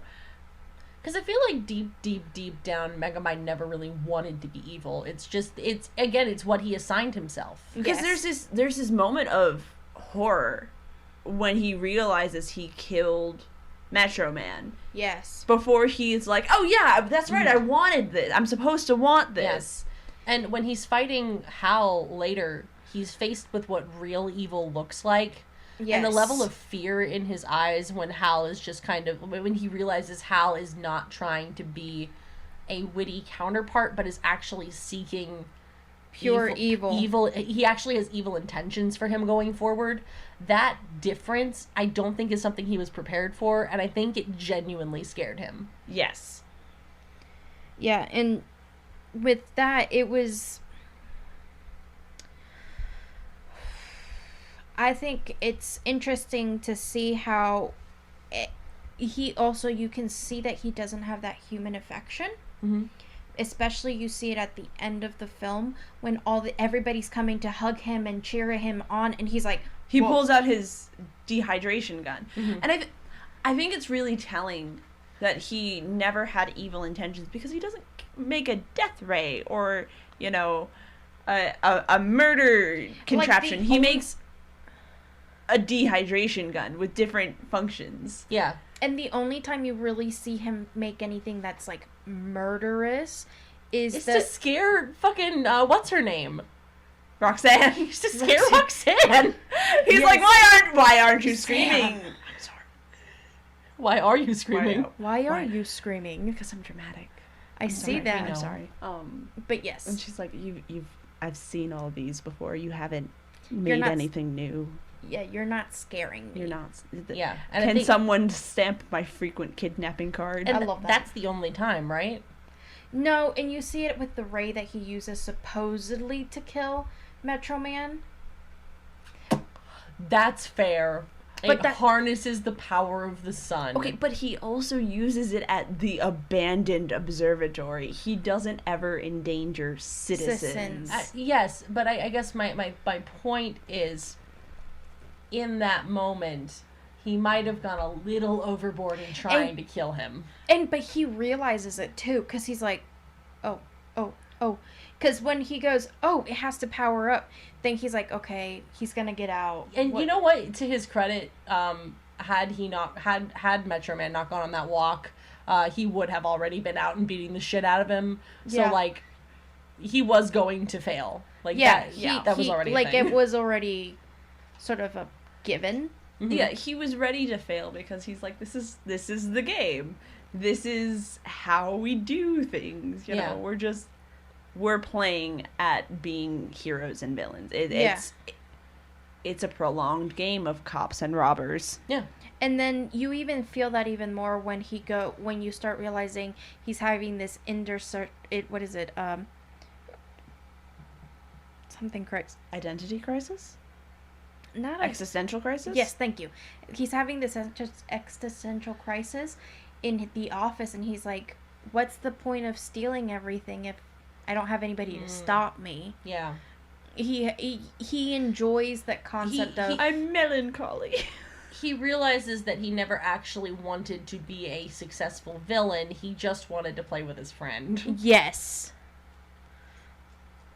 Like, it was never about being a villain for him. It was just about being able to see his buddy for the week. I think like, it was invent new things. Yeah, I think it was that was his drive also, of seeing his friend and being able to invent something to maybe throw him off for a little bit. Yeah. Mm-hmm.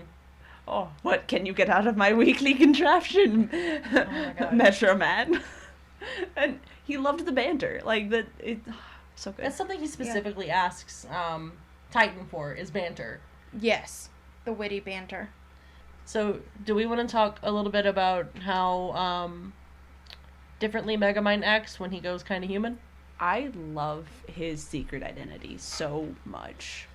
I think it's the first time he's able to truly just be himself, because no one's judging him for what he looks like or his past actions. His past actions. It's truly an organic experience within the world itself. He doesn't have to worry about how intelligent he is, because he already has inhabited the identity of this, museum curator. So it doesn't matter how much he knows about Megamind or Metro Man or whatever. He can just be his really smart, organic, kind self. And the fact that an organic relationship develops between him and Roxanne really shows that he's not a villain. He's not a bad person. I mean, it shows... I agree with you, but it shows that you start seeing that he's not a bad person from the very beginning. It allows other characters to see him in a different light before they know who he is. Yes.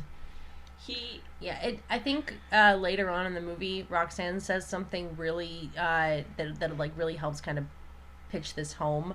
Hold on. She says she doesn't judge a character based on their cover. Yeah, you don't judge a book based on its cover, you judge it by its contents. And something that really stands out once he turns back into Megamind is the contents of his book. And up until that point, it was a really bad book. Yeah, she's like, you're a villain. You killed Metro Man. That's not a good person action. I know some of you out there are shiggy simps, but like, if he really walked up to you on the side of the streets, you would not say yes. You'd be like, what the fuck, dude? Like, go back to your hole. Yeah, so it's interesting to see him be normal. And you could see it from the very beginning when he first switches into Bernard and starts having this calming conversation with her. And he's like, I like this. And then you have the second interaction they have, and he's trying to protect her from himself. Which is also very telling. Whenever he kidnaps Roxanne as Megamind, he doesn't ever put her in any danger. Never real danger. Never real danger, no. Part of me wonders if some of those traps were not, like, styrofoam.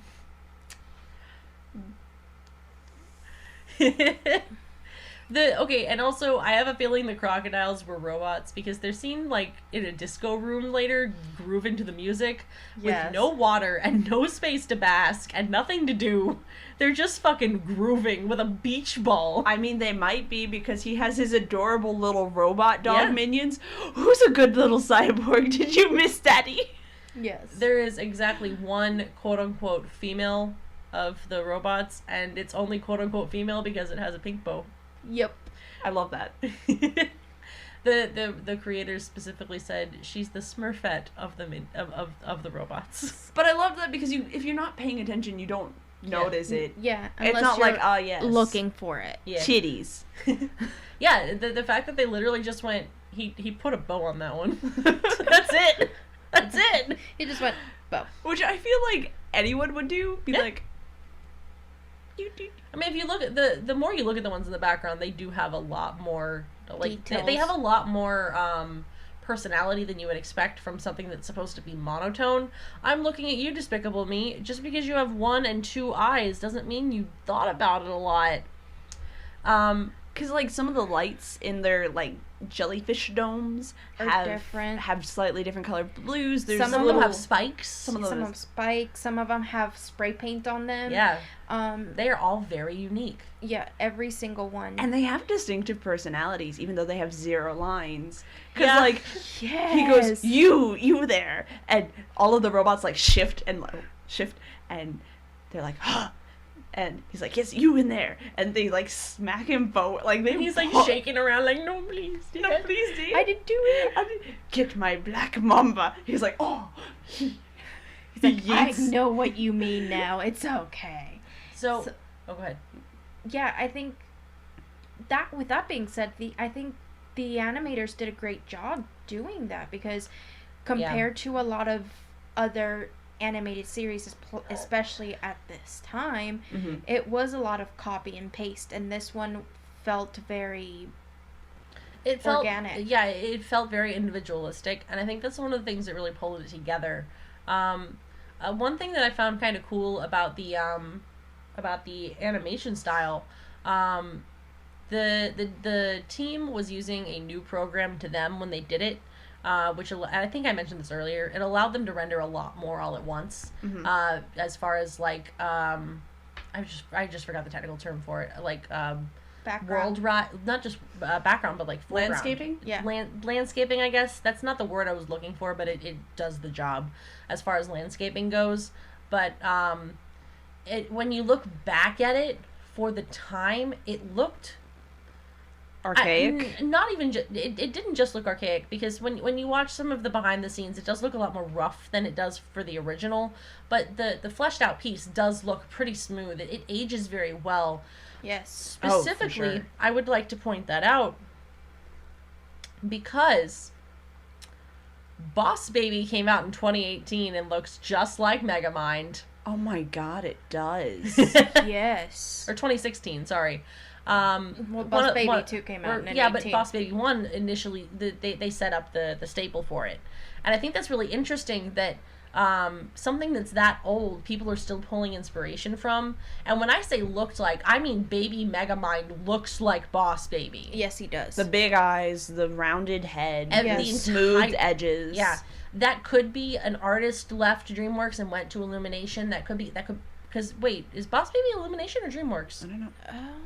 Shit. I had it pulled up. I'm so sorry. I might have spoken incorrectly. I never do that, ever. 2017. It's DreamWorks. I'm so sorry. Okay, so it's DreamWorks.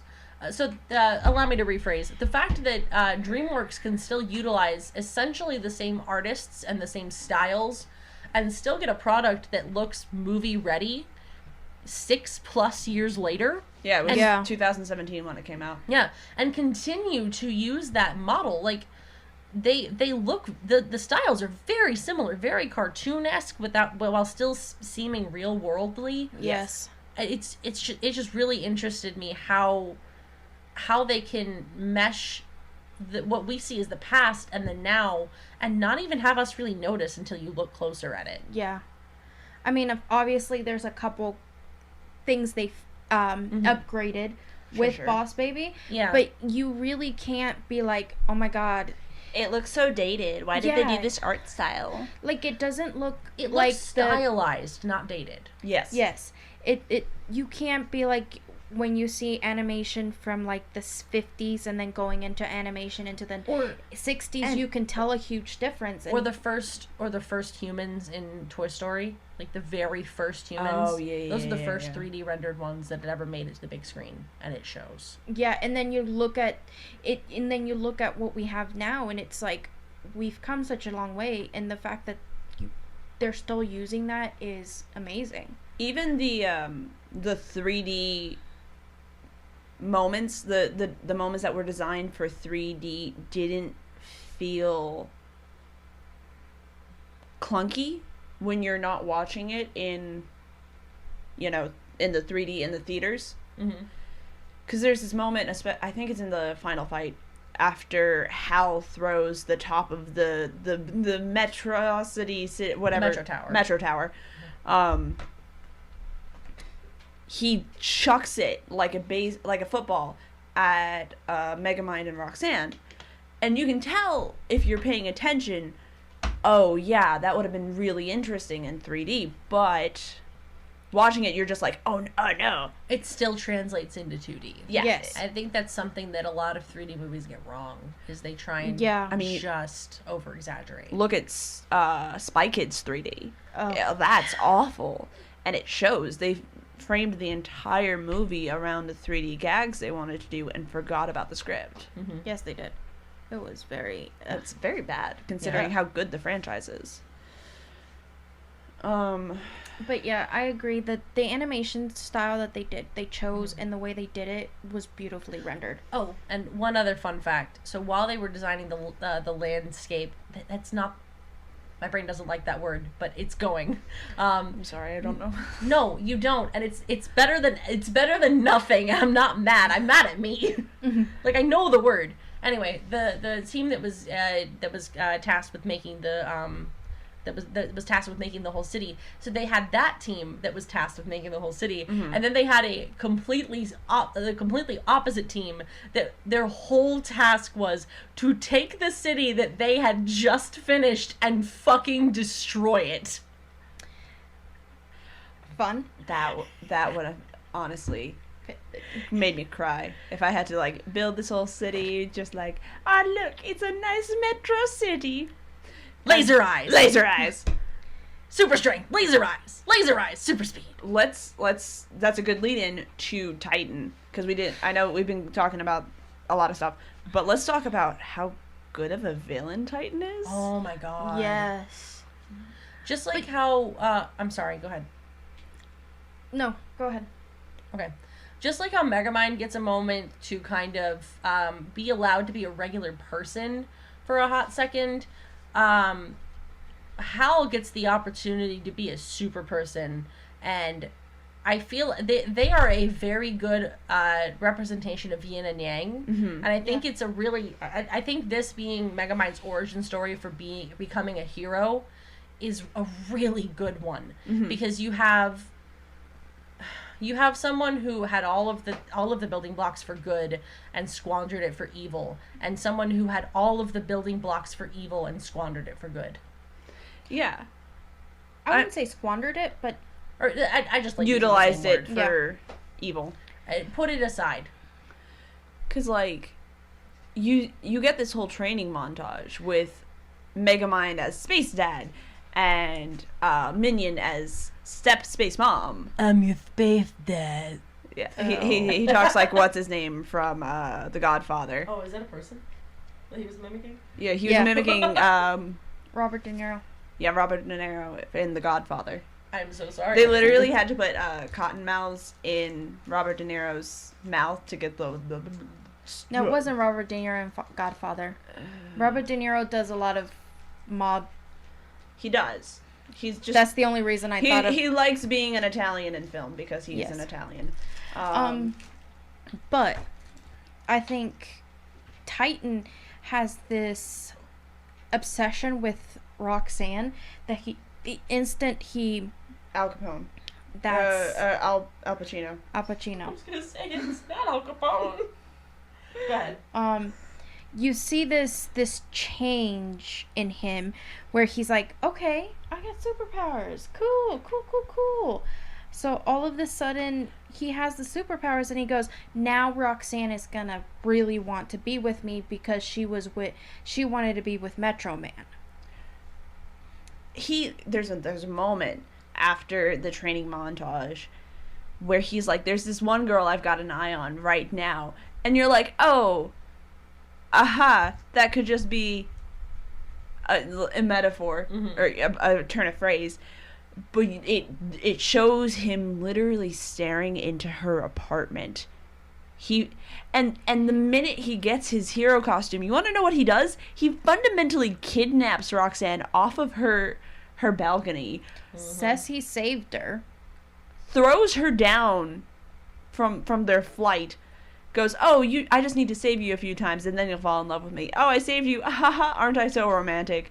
And continues this cycle of endangerment for a solid 2 minutes. And he finally puts her down after she literally almost accidentally kills herself a few times. I would say he accidentally murders her because she had no autonomy in that situation. No, she throws herself out of his arms a few times. Sure, but she was in his arms. Okay. At that point, she's perceiving She's him, panicking, yeah. And she's seeing him as danger, not as safety. Right. So after she nearly dies almost 4 times in the span of a few minutes, she finally demands he put her down. And he's like, oh, like Roxy baby. He gives her a nickname that's super condescending. He's had that nickname for her way before this, though. Yeah, but like... He was waiting for the perfect time to use it like this. Yes. Yeah. And he has this relationship built up in his head that the only thing keeping us apart was me being extraordinary. He takes off his mask and she's like, hell no. Like, I've literally said no to you. I don't even know how many times. Yeah. There's nothing between us. And the fact that he literally, like, that moment, and then he snaps when he sees her with Bernard, air quotes. Megamind. He goes, okay, well, fine. If I can't have the girl, I'm just gonna go and see what I can do with these superpowers. And the instant he sees that nobody's stopping him from doing crime, he's like, all right. This is what I want to do. Actually, can I touch on one other thing that I didn't mention earlier? Okay. Hold on. Enjoy your small Megamind. I love him. It's not great, but there you go. No, I love him. His spiky boots and all. I kind of sort of headcanoned Megamind as neurodivergent. Somewhere on maybe the autism spectrum. Yeah, specifically for one reason. And I don't want y'all to think that I'm shoehorning him into hyper smart. No, I think that's because he's an alien, and these aliens are just good at what they do. Or maybe maybe I don't know. That is not. I am not crediting his smartness on that. I'm specifically crediting his speech patterns. His habitual mispronunciation and misuse Mm-hmm. of common turns of phrase. Yeah, because I always thought that it was just him being funny and kind of picking words to sound weird. But every now and then he'll say the word correctly. Like when he says spider. When the spider first pops up in one of the opening scenes, he goes, "Spider? What spider?" And then when he sees it and he says, "Ah, yes, the spider." And I have a theory that it only really, or maybe it's more like a tick. I don't know. Maybe we're, But the word hello, though. Yeah, so let me say what I'm saying. Okay, I'm sorry.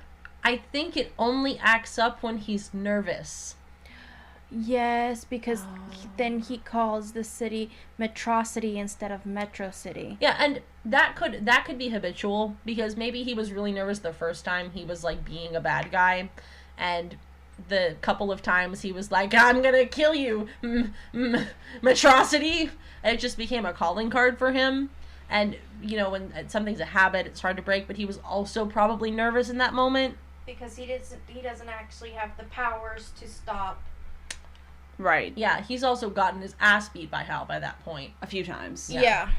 And like when he answers the phone with Roxanne. Yeah, maybe nervous tick, maybe not autism No, spectrum. I would say nervous tick or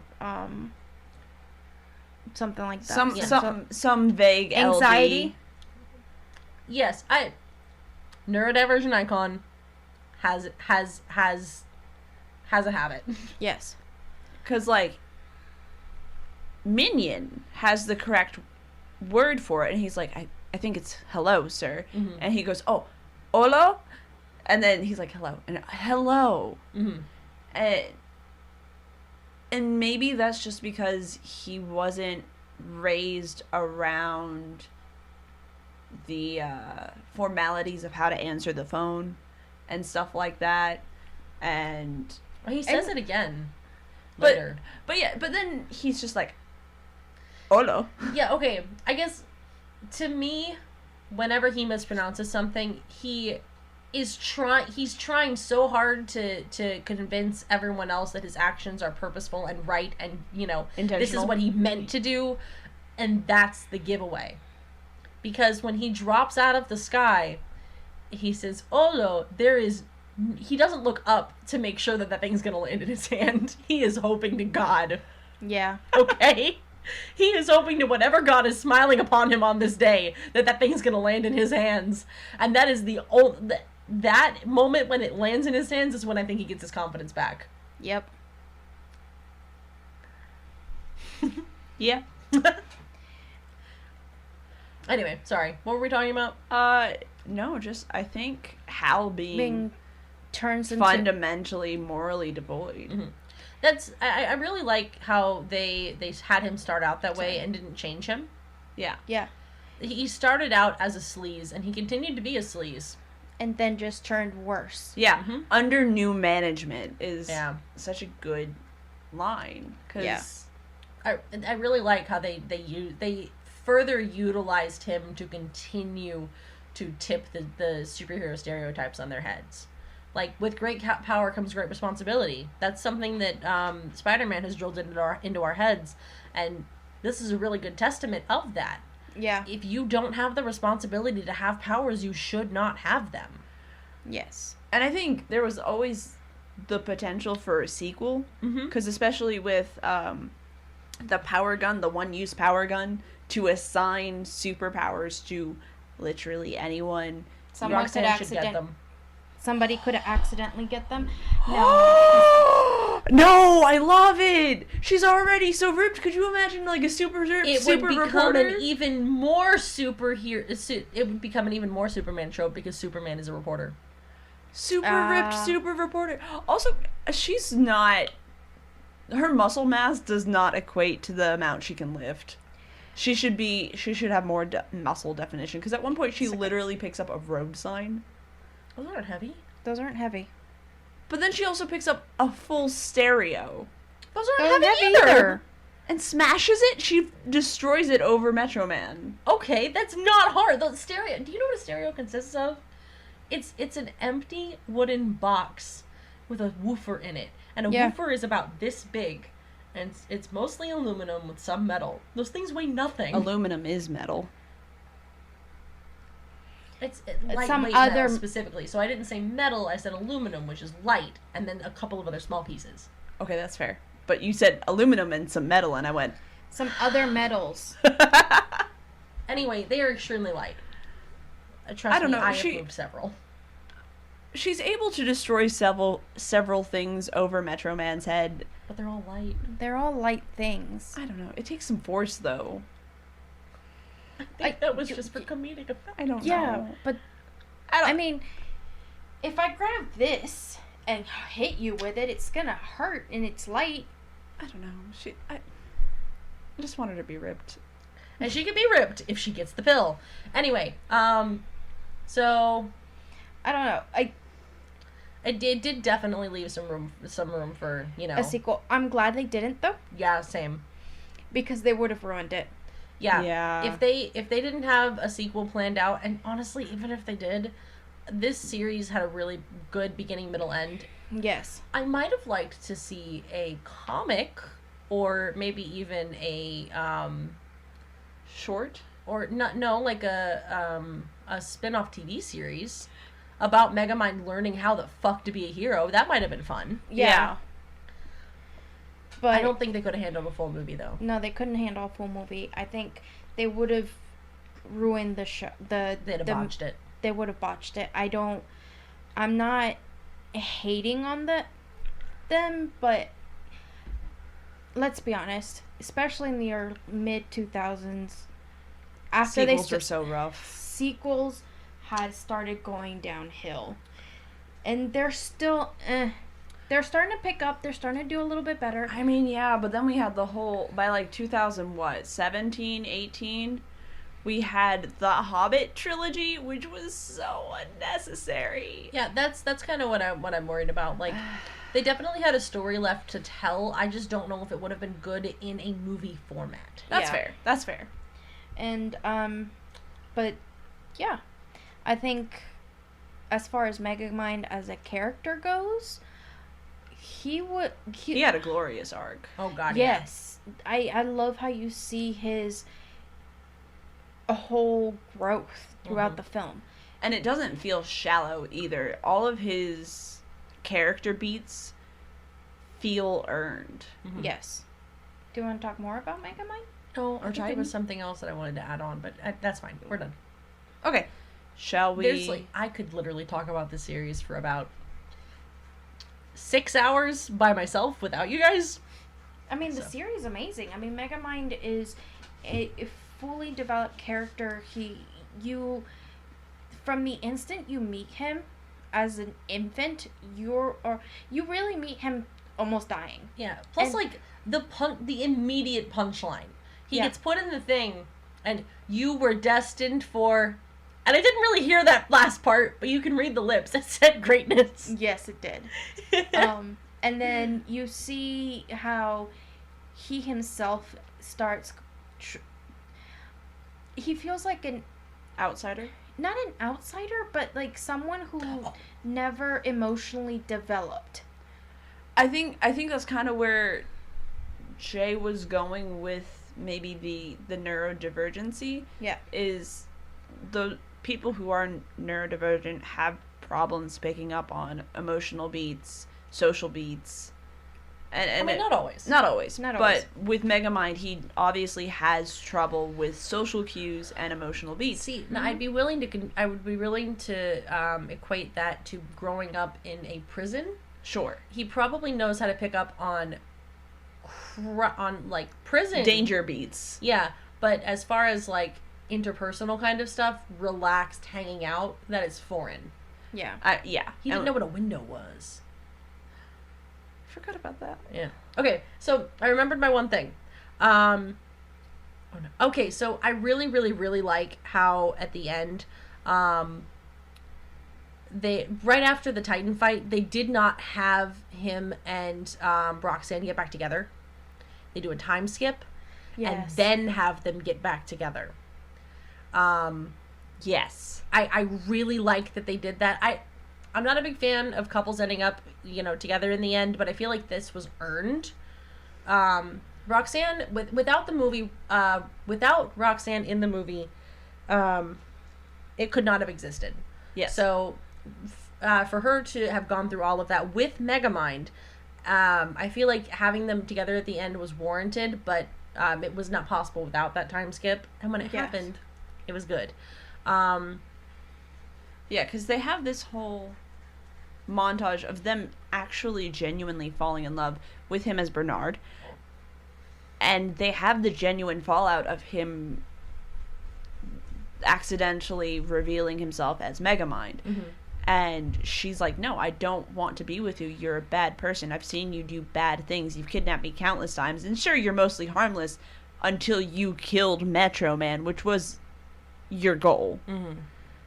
And then the time skip allowed healing. And you see that you see the start of healing at The fight. Honestly, you see the start of healing when she lets him into her house. Mm-hmm. Yes. Because we discussed this at the beginning. She didn't let Hal ever learn where she lived.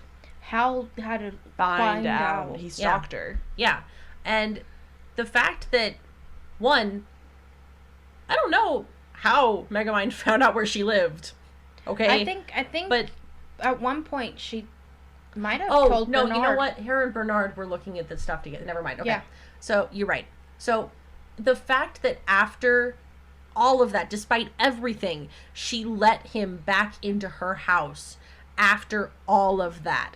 I think that moment was at the very least the start of dialogue. Yes. Because she's like, why did you come to me? Like, you were just using me, right? And he's like, no, you're really smart.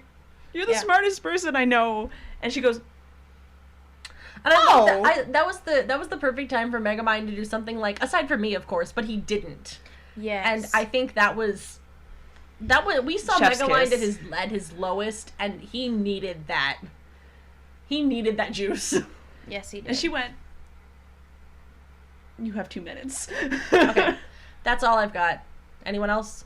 No. I like that. I agree with you, like that you don't have that direct start over, and that you do start seeing them sort of work together, especially when she's trying to remind him of where his car is. She's like, do you remember when we broke up? And he goes, are you really bringing this up now? Well, I did look back. And you should look back right now. And the way he says, oh, is a me moment. Just, great. Thanks. Thanks for reminding me. But with that being said, I enjoyed the movie. So, court's in session? Wait, fandom. We do it after the knock. Oh, yeah. Okay. All right, so real quick, fandom stuff. I have been in love with this fucking movie from inception to now. And let me fucking tell you something. I'm real sorry to say this. Megamind is virtually impossible to cosplay. I tried it. I did the makeup on myself with a bald cap, and I stayed inside. And you know what? I didn't take a picture of it neither, and those were the two best decisions I could have made for myself.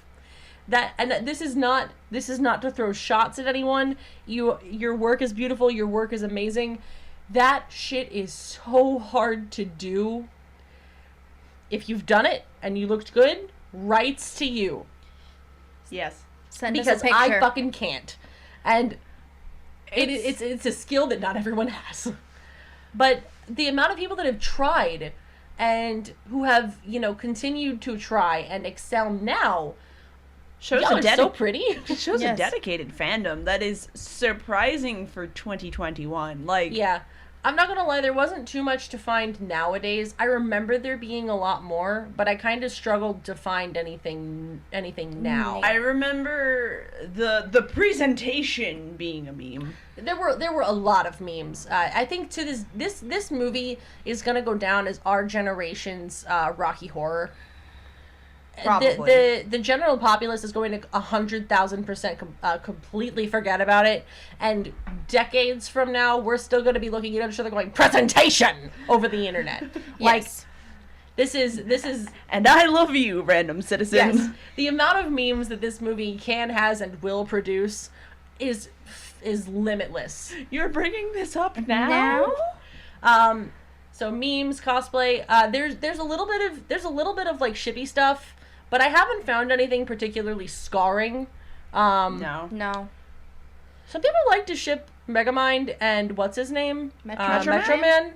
It's all right. It's- I mean, the chemistry was there if you wanted to look at it that way. Yeah. That's really the only ship necessarily I found other than the canon ones.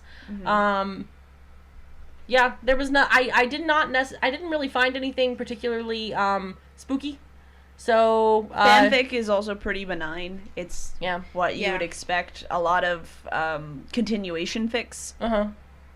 Yeah, it's not too crazy. I think the movie left a lot of people hungry for more, which is I did kind of agree with wanting a sequel at first, but in hindsight, good idea to not. Yes. Leave that with the fans. We can imagine up our own shit. Everybody can have what they want. Yep. Done. Yeah, leave it to the fanfic writers. They've been serving us for years. They will continue to serve us. Yes. But yeah, I haven't seen anything bad. I've only really seen good stuff. I don't know of any drama that's happened in the fandom. Neither I. There's Good fan art. Yeah, really good fan art. Yeah. Y'all really like Minion, and I really like you for that. Minion's so dang cute, though. He's so cute. Yeah, I think Minion uses he, they pronouns because there's moments in where they're like I think Megamind refers to him as he, but then he also refers to them as them. Yeah. Yeah. Anyway, fandom stuff. So like, I would give them an A. Yeah, I would give them an A. It's all wholesome. So wholesome. And I think that's just really a testament to the original film and its writers and how it was directed, because it's just a good, wholesome, good time. Yeah. As far as the show goes, movie, it's not a show, it's a movie, I would give it a yes. I love this movie. It's a lot of fun. Even though I hadn't seen it in a while, it still has that enthusiasm to watch it. You still enjoy it. It's still enjoyable. It does not, the design does not get old. Yes. I would say yes. I could 100% see this being produced in 2021. It doesn't feel dated. The jokes aren't dated. It feels fresh and just such a good... None of the jokes make you cringe. There's no jokes in bad taste. It's all good comedy. And not a whole lot of movies, especially right now. Right now set in such a gritty realism. Oh, it's so dark. Oh, dark, gritty. That looking back, it was very nice and refreshing to have this just good, wholesome comedy. I'm really glad both of you said yes, because if you said no, we were going to fight in the streets. This movie was a pinnacle of my life when it came out, which sounds stupid, but here we are. No. I can have and will watch this on repeat again. It is so good, and even if you don't believe me, you should watch it just to test me and see, maybe I'm wrong. That's not going to happen, but maybe. Yeah. I'm right, you're wrong, shut up. The movie has very few flaws. There might be a couple of things you could say for like consistency's sake, but like aside from that, if you just do it from a really fun, really interesting take at the world of potential supers, I think it's a really, really cool narrative to follow, and even the background characters will grab your attention. Yes. They do not waste a single moment of screen time, and it shows. Yes. All right, so it's a consensus. 100% yes? 100% yes. 100%. So? Without further ado, I think that's the lucky way to do it. Yeah. You have to count out. You have to say 3, 2, knock, knock. I don't know why it works. It just do. Yes. So... yes, I'm sorry. The courts are out of session. We have given it a 100%. And without further ado... We've had our snacks. We've said our facts. We've told you if you should watch that. See you next week.